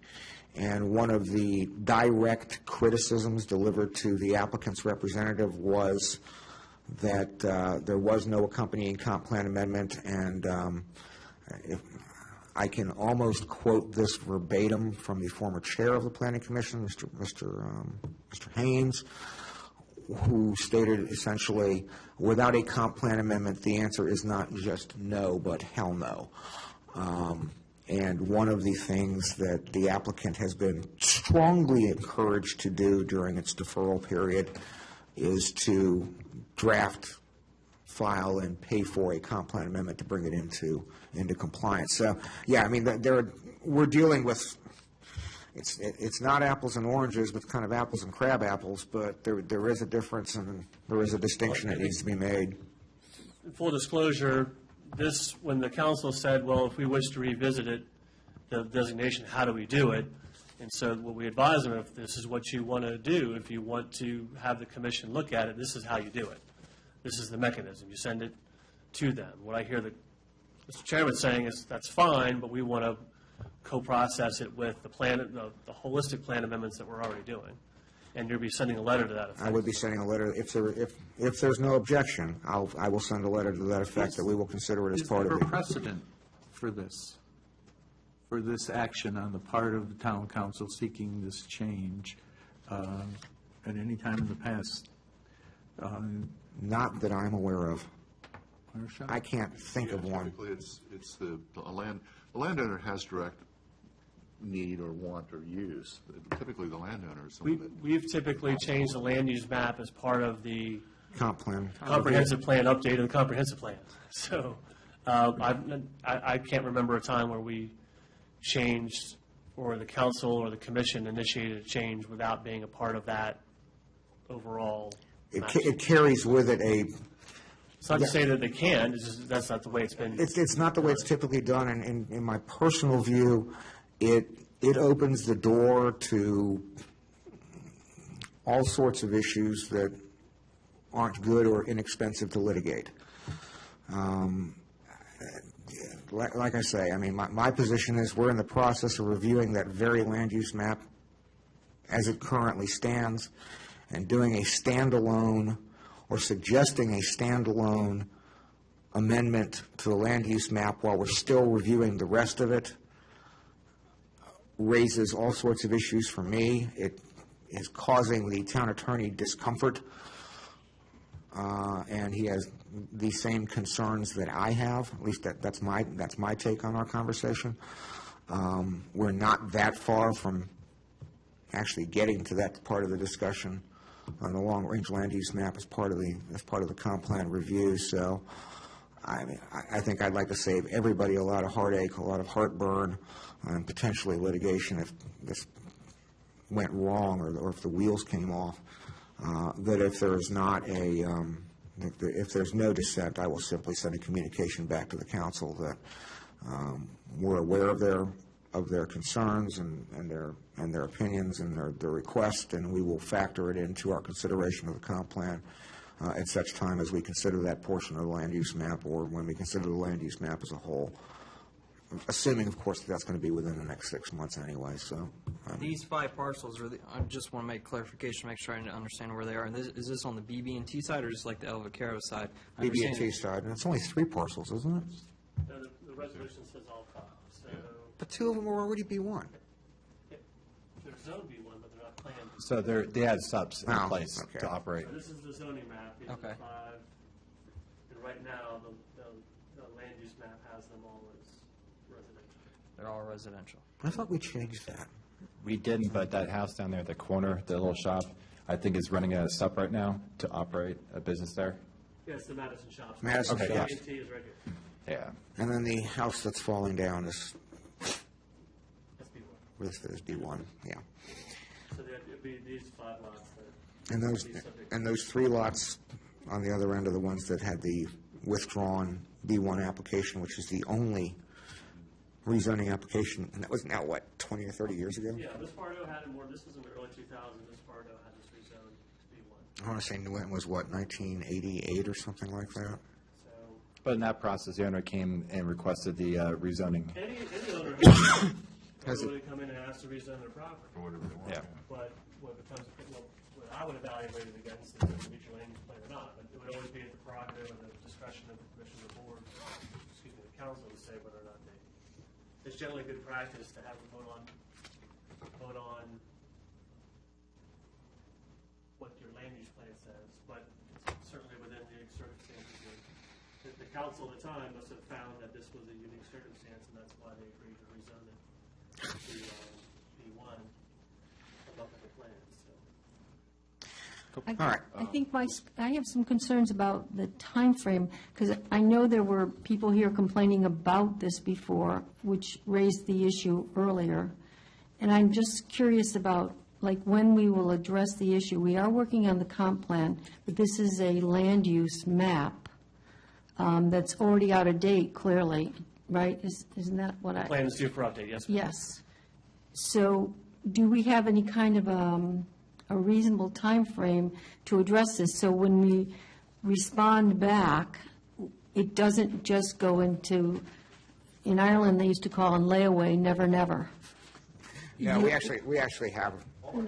We've been on hold because of Dominion, and like I said, we're removing that. In fact, we've already Late given as Marshall last the fall, instructions. we had gone actually through every page, we sat through a work session and literally went through every page of the comp plan and marked what needed to be changed. It wasn't meant to be a rewrite, it was meant to be an update. Right. And where we stopped short was the Dominion discussion. By your earlier item in item C, I've already been given instruction to have these updates come to you in September. Correct. So either September or October, I think, is when you're intending to go ahead and Oh, absolutely. and advertise the whole plan, which would be all the language, all the maps, all the other types. And then that's where we would get into discussion revolving, if there's any discussion, regarding particular land use designations, not just on those parcels, but any parcels within a town. You have the public hearing, everybody comes in and reviews it and reviews what we propose, and they recommend any changes. Now, you'll notice that the packet for this month is extraordinarily thick at 338 pages. The reason that that's in there is because of this particular issue and because of some assertions that have been made in recent weeks, months, regarding the history of these parcels. The documentation is very, very clear as to what the actual history, recorded history of the town is, and who was doing what, who was acting in what capacity, and who was not on the town council at the time, and thus couldn't be restricting anybody's rights, and who was, and a variety of other things. I would strongly suggest you take, as painful as it is, to go through it and look at the history of the town with regard to these parcels. And there is more than just that. There is some stuff that is still in my house, but I'll probably have to dig up if the need be. But, I mean, we're going to have to discuss that issue, and we're going to have to discuss these parcels just as we did 6 years ago. Was it 6? 08. 08? 7 years ago. 7? Okay. Just as we did 7 years ago, and yes, these parcels were the same bone of contention 7 years ago, and here we are again. So I mean, it's the time to do it. It's the time you do it is during the comp plan review. You just don't take it out of turn and because it's convenient while you're looking at everything else. So again, It just seems that the last comp plan review was, I think, 2008. At least that's what we saw in the course. So on some level, the issue wasn't resolved the last time. it was definitively resolved. Definitively resolved. Some people didn't like the resolution, but it was Which is definitively fine. resolved. But to say that it was not resolved is not factually accurate. It was Well, absolutely this says to me it wasn't resolved. Aside from what I heard Read the publicly. 330 pages. But this request also says it wasn't resolved. No, it was This is- resolved. No, it was resolved. It's just. It was resolved there's- by unanimous action of the council. Yeah. I guess what another way to say it is, the issue was discussed as part of the O-Plan update. The council ultimately decided to leave the map the way it was. That was the vote of the. No, there was a significant change in the map as part of that discussion. I'm sorry, I'm talking about specific to these No, properties. But the consideration of those properties was a key to the change across the street. All I'm saying is that the council voted to create the map that's in existence today. The ownership have asked the council to revisit that again, Which we were going to do anyway. which is going to be part of the larger update. So All the machinations aside, it has been voted on, it was a determination, it can be brought up before the council, and if the decision is not like this time, it can be brought up again. But to say that it was never resolved is inaccurate. The council voted. If the landowner doesn't like that decision, it is certainly within their purview to come back again and again and again and again and again. But to say that it was not resolved is not accurate. I think it's in the landowner's opinion that it wasn't. Right, yeah. I'm not even sure. Result- I'm not result even sure favorable. that's Let's put it that way, I'm maybe. not even sure that's the At case. some point, I'm hearing it doesn't hurt. We're telling somebody else it doesn't hurt, and I see this as a hurt. So I think we need to address it, and we address it with some sort of a reasonable time frame again, whatever decision we come up with. I think part of me would want to defer a response to this until we think some more about it. I'm fine with that. Because I think the time frame for this is critical. This is something that's been going on a long time, and we need to come to a new consensus over this. This particular statement says that it should be done with 120 days of its adoption of this resolution, but just this, I would like to just defer thinking about this or discussing this till next month, so we can come with some more thoughts on it and maybe a better understanding of how to tackle it. No, and I agree. I think we do have to address it. Obviously, there's an ethical conflict with the whole, revamp of the comp plan coming in. I do want to aggressively attack that this year. It's already out of date. I don't like putting stuff off, and if that can help expedite this and make it within 120 days, so be it. I'm willing to work multiple work sessions to make sure that council has what they need, make sure that we're all caught up, because if we keep backlogging everything here, next month's packet will be 600 pages. Right. 120 days takes you through September. Right.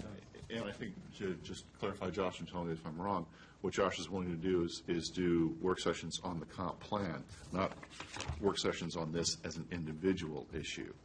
I don't know that deferring this as an individual issue helps resolve it any more quickly. I think it doesn't. If what we're going to do is resolve this issue during the review of the comp plan, then that's how this is going to get reviewed. Deferring that decision or deferring this particular issue, I don't think really helps a whole lot of anything. I would prefer not to defer it. I would prefer to make the definitive statement, this is going to be handled during the comp plan. And if I may pose a question to Councilman Passanello, in that we don't have town council representative. Joe, would you entertain a question? This is more personal interest than anything else. Was the council aware of the legal opinion that Mr. Weir speaks of? Not at the time of the... You didn't want me to open this up, did you? I honestly don't care. Every It's month, 9 Marshawn, o'clock. every Oh, month. yeah, right. No. Oh, cool, okay. That was short. That was short, that was easy, okay. Actually, there's a reason for that. It's because the opinion came subsequent to the resolution. That's fine. If I may make a It was more suggestion. curiosity than anything else. It doesn't change my opinion of what's going on, but it was, I would make a suggestion, if you revisit this at the August meeting, we have a more definitive timeline to review the plan, and you would, if your response is then, council, we need an extra 30 days to schedule the hearing that you've requested, that's going to be a part of our full plan hearing, then that would be the easy way to Let do me it. try this again. If there's no objection, I'll ask the clerk to schedule it as an agenda item for the August meeting. Reschedule this item? Yes.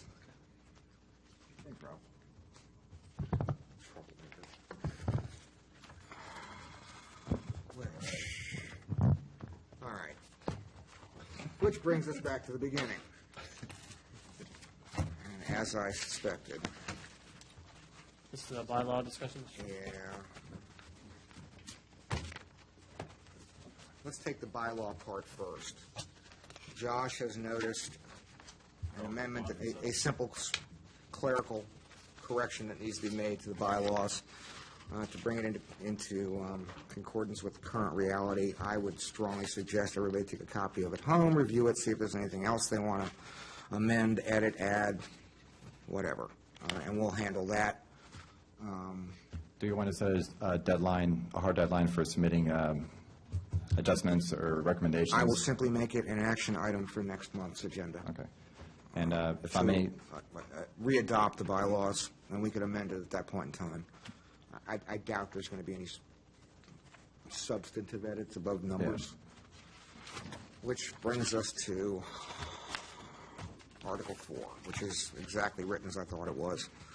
Let me put my reading glasses back on. Officers of the Commission shall consist of a chairman and vice chairman. The chairman and vice chairman shall be selected by the membership. A clerk shall serve at the request of the Commission and may be a member of the Commission, an employee of the town government, or a citizen volunteer. Nomination of officers shall be made from the floor at the regular July meeting each year, period. End of story. I mean,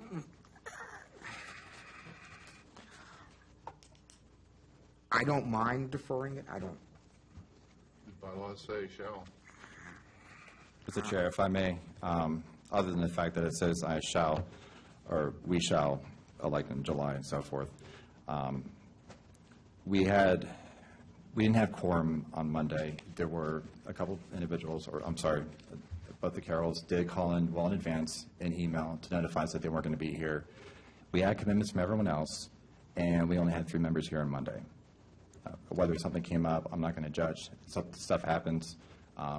As far as, our practice, I would hope that, within an hour before the scheduled meeting, if something does come up, please let us know at the last minute. That's fine.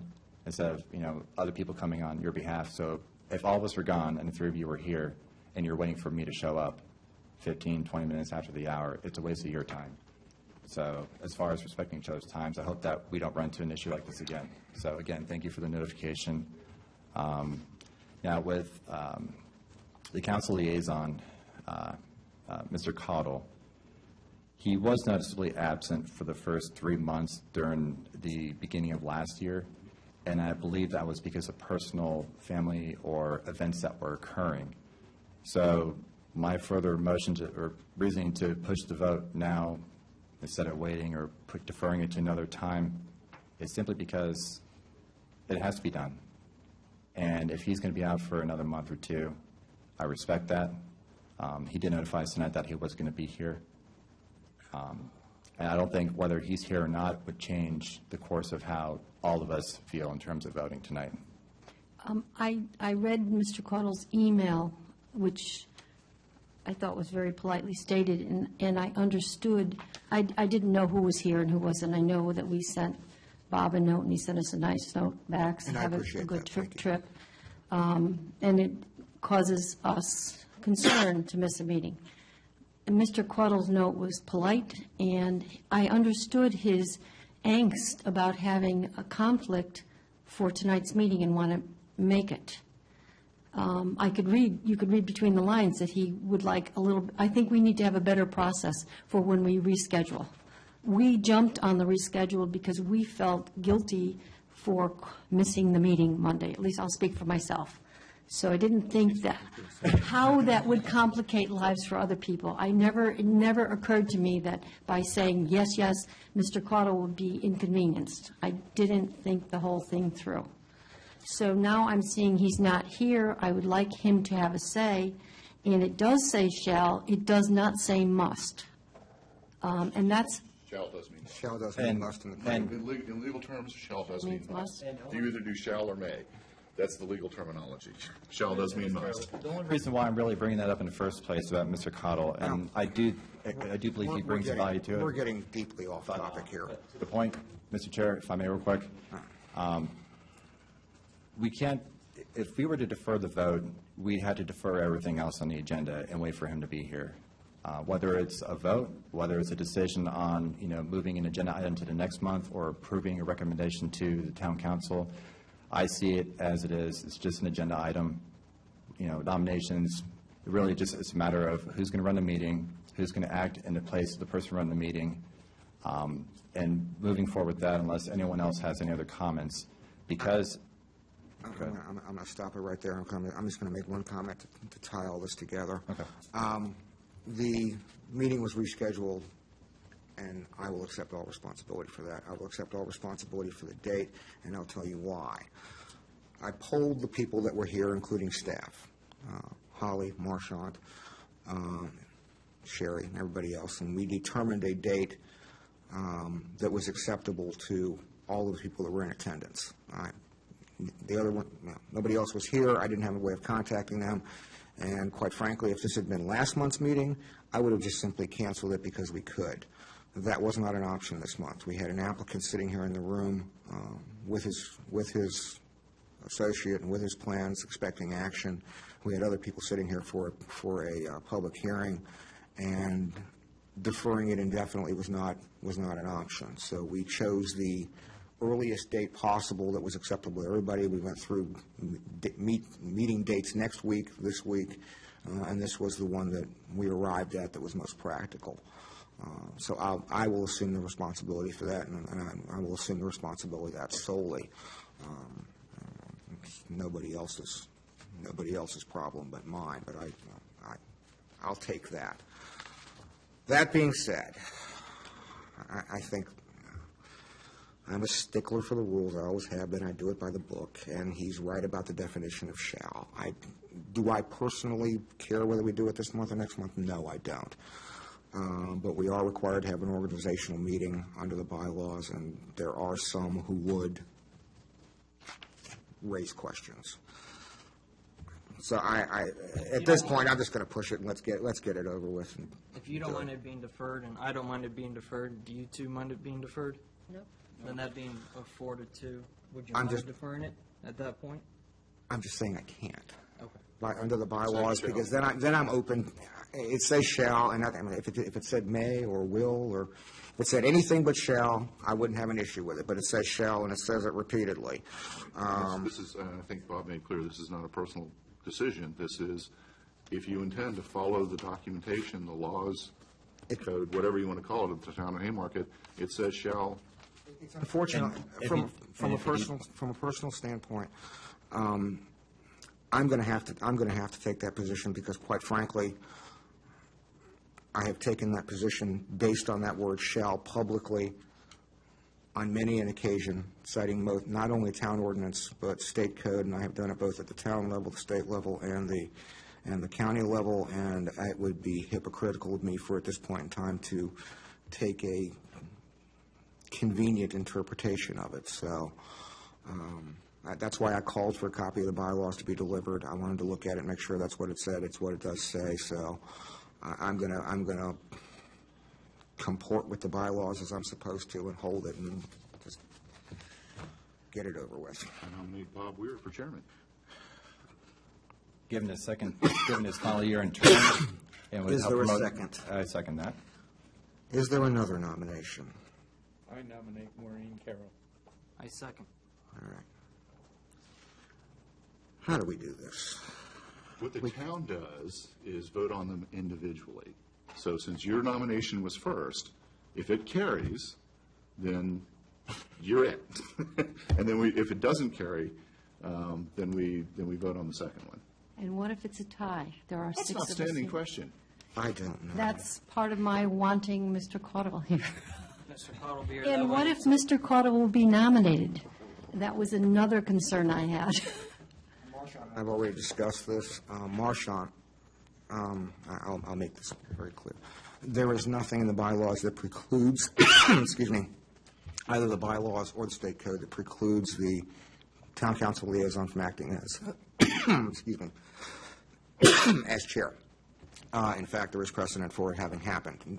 Generally speaking, it does not, and generally speaking, the council liaison has recused himself from that role historically. It's up to Mr. Caudle. I can't speak for him. And, right, and I'm even thinking as vice chair, I'm not sure if Mr. Ring is going to be here for the year. I don't know if you're going to be a resident for a year, or if we have your wonderful voice with us or not, because I know your property is up for sale. That, I'm right now not in position for chair, so let's just deal with chair for right now. Okay. But We've got two Article, nominations on the floor. Article Let's deal with them as we deal with them. Oh, okay, so Bob, we vote on Bob first. Okay. So Okay, that's I the will- business before us right now. Are there any other nominations? Do you need to dispose of that motion first, or no? No, I haven't even gotten to them. We've got, all right. So we've got a motion. Roll call vote, please. This is for, This is for Bob. yes. Yes. no. No. No.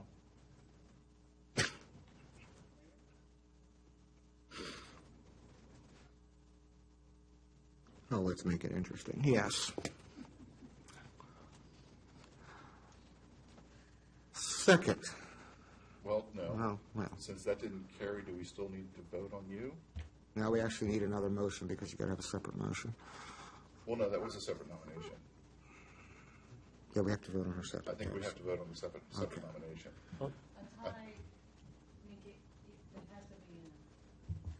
It has to be a majority of the quorum. So it's a tie, yeah. This is why we're supposed to have an odd number. Yeah. Correct.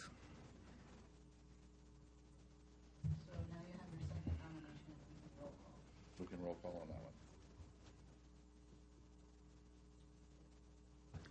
Yes, call for the roll. No. With all due respect, no. Yes.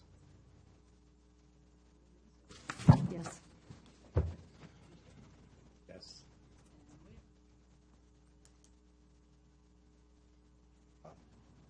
I'm thinking.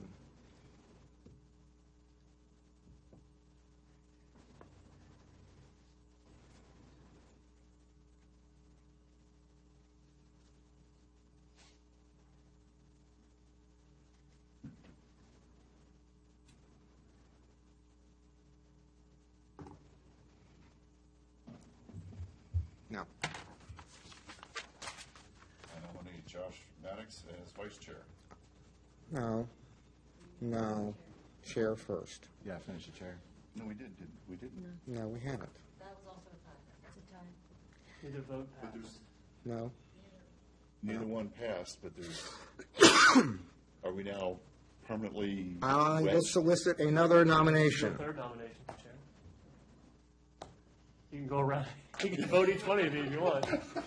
They all agree that it should be out of the best interest to vote on this next meeting in August. With all due respect, sir. Yes, sir. It's in the best interest that we leave politics out of this. Of course. You know, as Maureen, or sorry, Mr. and Mrs. Carroll and myself, had to be formal here, went to the certification meeting, my no vote was not a no because of I didn't want you to have to be a chair. I would love to see you as a chair. I do, however, see that this last year of Mr. Weir's term being a great learning experience to see us into the position to where we can fully take control, or whoever could take control of that chair the following year. A full year hasn't been done. I think we've all as a team have worked collectively very well. But moving forward, at least for this last term for Mr. Ware's chairmanship, I feel like it'll help us progress a little quicker with all the agenda items coming through and allow all of us as a team to develop those extra skill sets needed so we're more prepared to sit behind the chairmanship in the event that he has to step down or his term ends. So that's the personal perspective of where I came from and my apolitical view. I very much respect Mr. Weir's institutional knowledge, his knowledge of Haymarket, all his knowledge of the law. I think the chair also has a role in terms of getting more information out there, and having more of a discussion-oriented kind of meeting so that more information is on the record, so that there's more consensus building among the members. And that is not to say that, that's just one of the strengths I might offer. That's all I'm going to say on that. And his knowledge, phenomenal. Kudos. I am soliciting another nomination. I nominate you. Really? I mean, if we got to do it, and to follow up on yours, I kind of agree with Josh in the sense that just from the standpoint of experience, knowledge, et cetera, I don't necessarily agree that we don't have a freedom to debate. I think we debate a great deal, as a matter of fact. And I think that's wonderful. I think it's great. If you're talking about getting more out into the community, I don't know that that's necessarily the chair's job. It's not a delineated function of the chair. And certainly, if you want to go out there and be a part of the community and educate the community, go for it. Absolutely. But that's not, and again, technically, that's not a position of the chair to do. And I think certainly we have very viable debate here up on the dais. So I don't know that any one of us would encourage a degree of debate from that standpoint. But I think Josh brings up a good point. You guys haven't been here for even a full year, and typically, again, and I liken it to business. You don't take somebody that's brand new professionally and put them as a chair or a division head or something. You let that develop. I don't exactly know what your professional skills and background are, so I don't know if that's something that you've done in your professional life. But again, experience counts. I mean, that's, and I think all of us would agree that Bob certainly has the knowledge more than any of us. So. Don't flatter me, please. And I think another year of this would empower all of us, not just one person or another, but would really empower all of us, especially Mr. Leake, who's new to the Planning Commission, to really get engaged and immersed into land use policies, all the different actions that are coming up. I mean, it's going to be a busy 6 to 8 months at least. So I know everyone plans on vacationing, this or that. I personally would like to see the streamline a little more. And next year, next year, in my opinion, anyone that's certified, who's been through the proper training, in my mind, that point forward would be more than ready to take the chairmanship. That's just a personal take.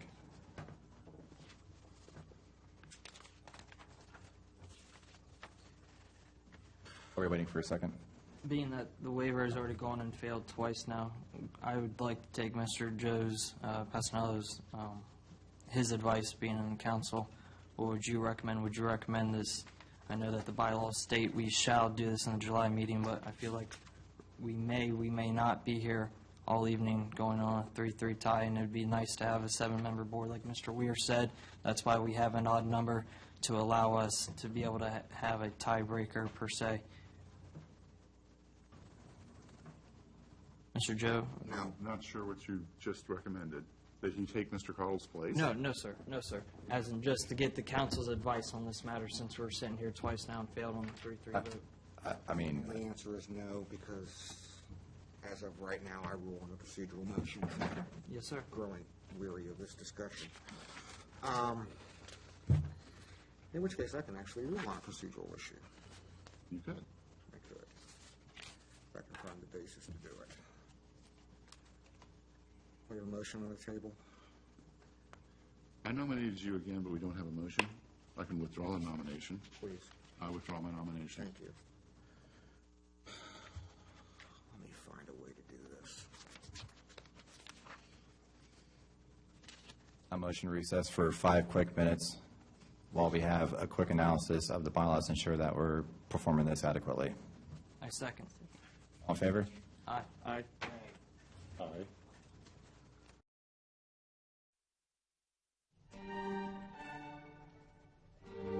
Right.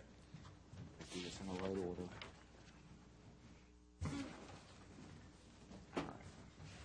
Back to order. Pick up where we left off. Do we have any additional? Oh. Of course it I thought it was an upgraded system.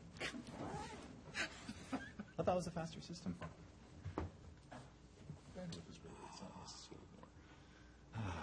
Okay. Do we have any other nominations For chair? for chair?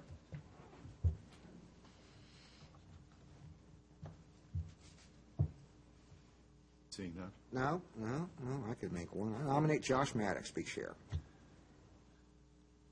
Is there a second? Second? Roll call.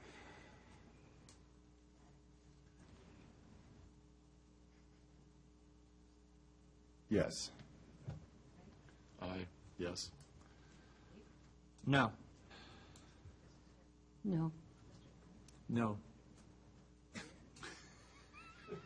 Yes. Are there any other nominations? Hearing none. I nominate Matt Caudle for chair. I second. Do you have an interest in taking the position? Are you addressing me? Matt Caudle? Oh, Matt Caudle. Oh, someone who's not here. Never mind. Nominating someone who's not here. Okay. I second.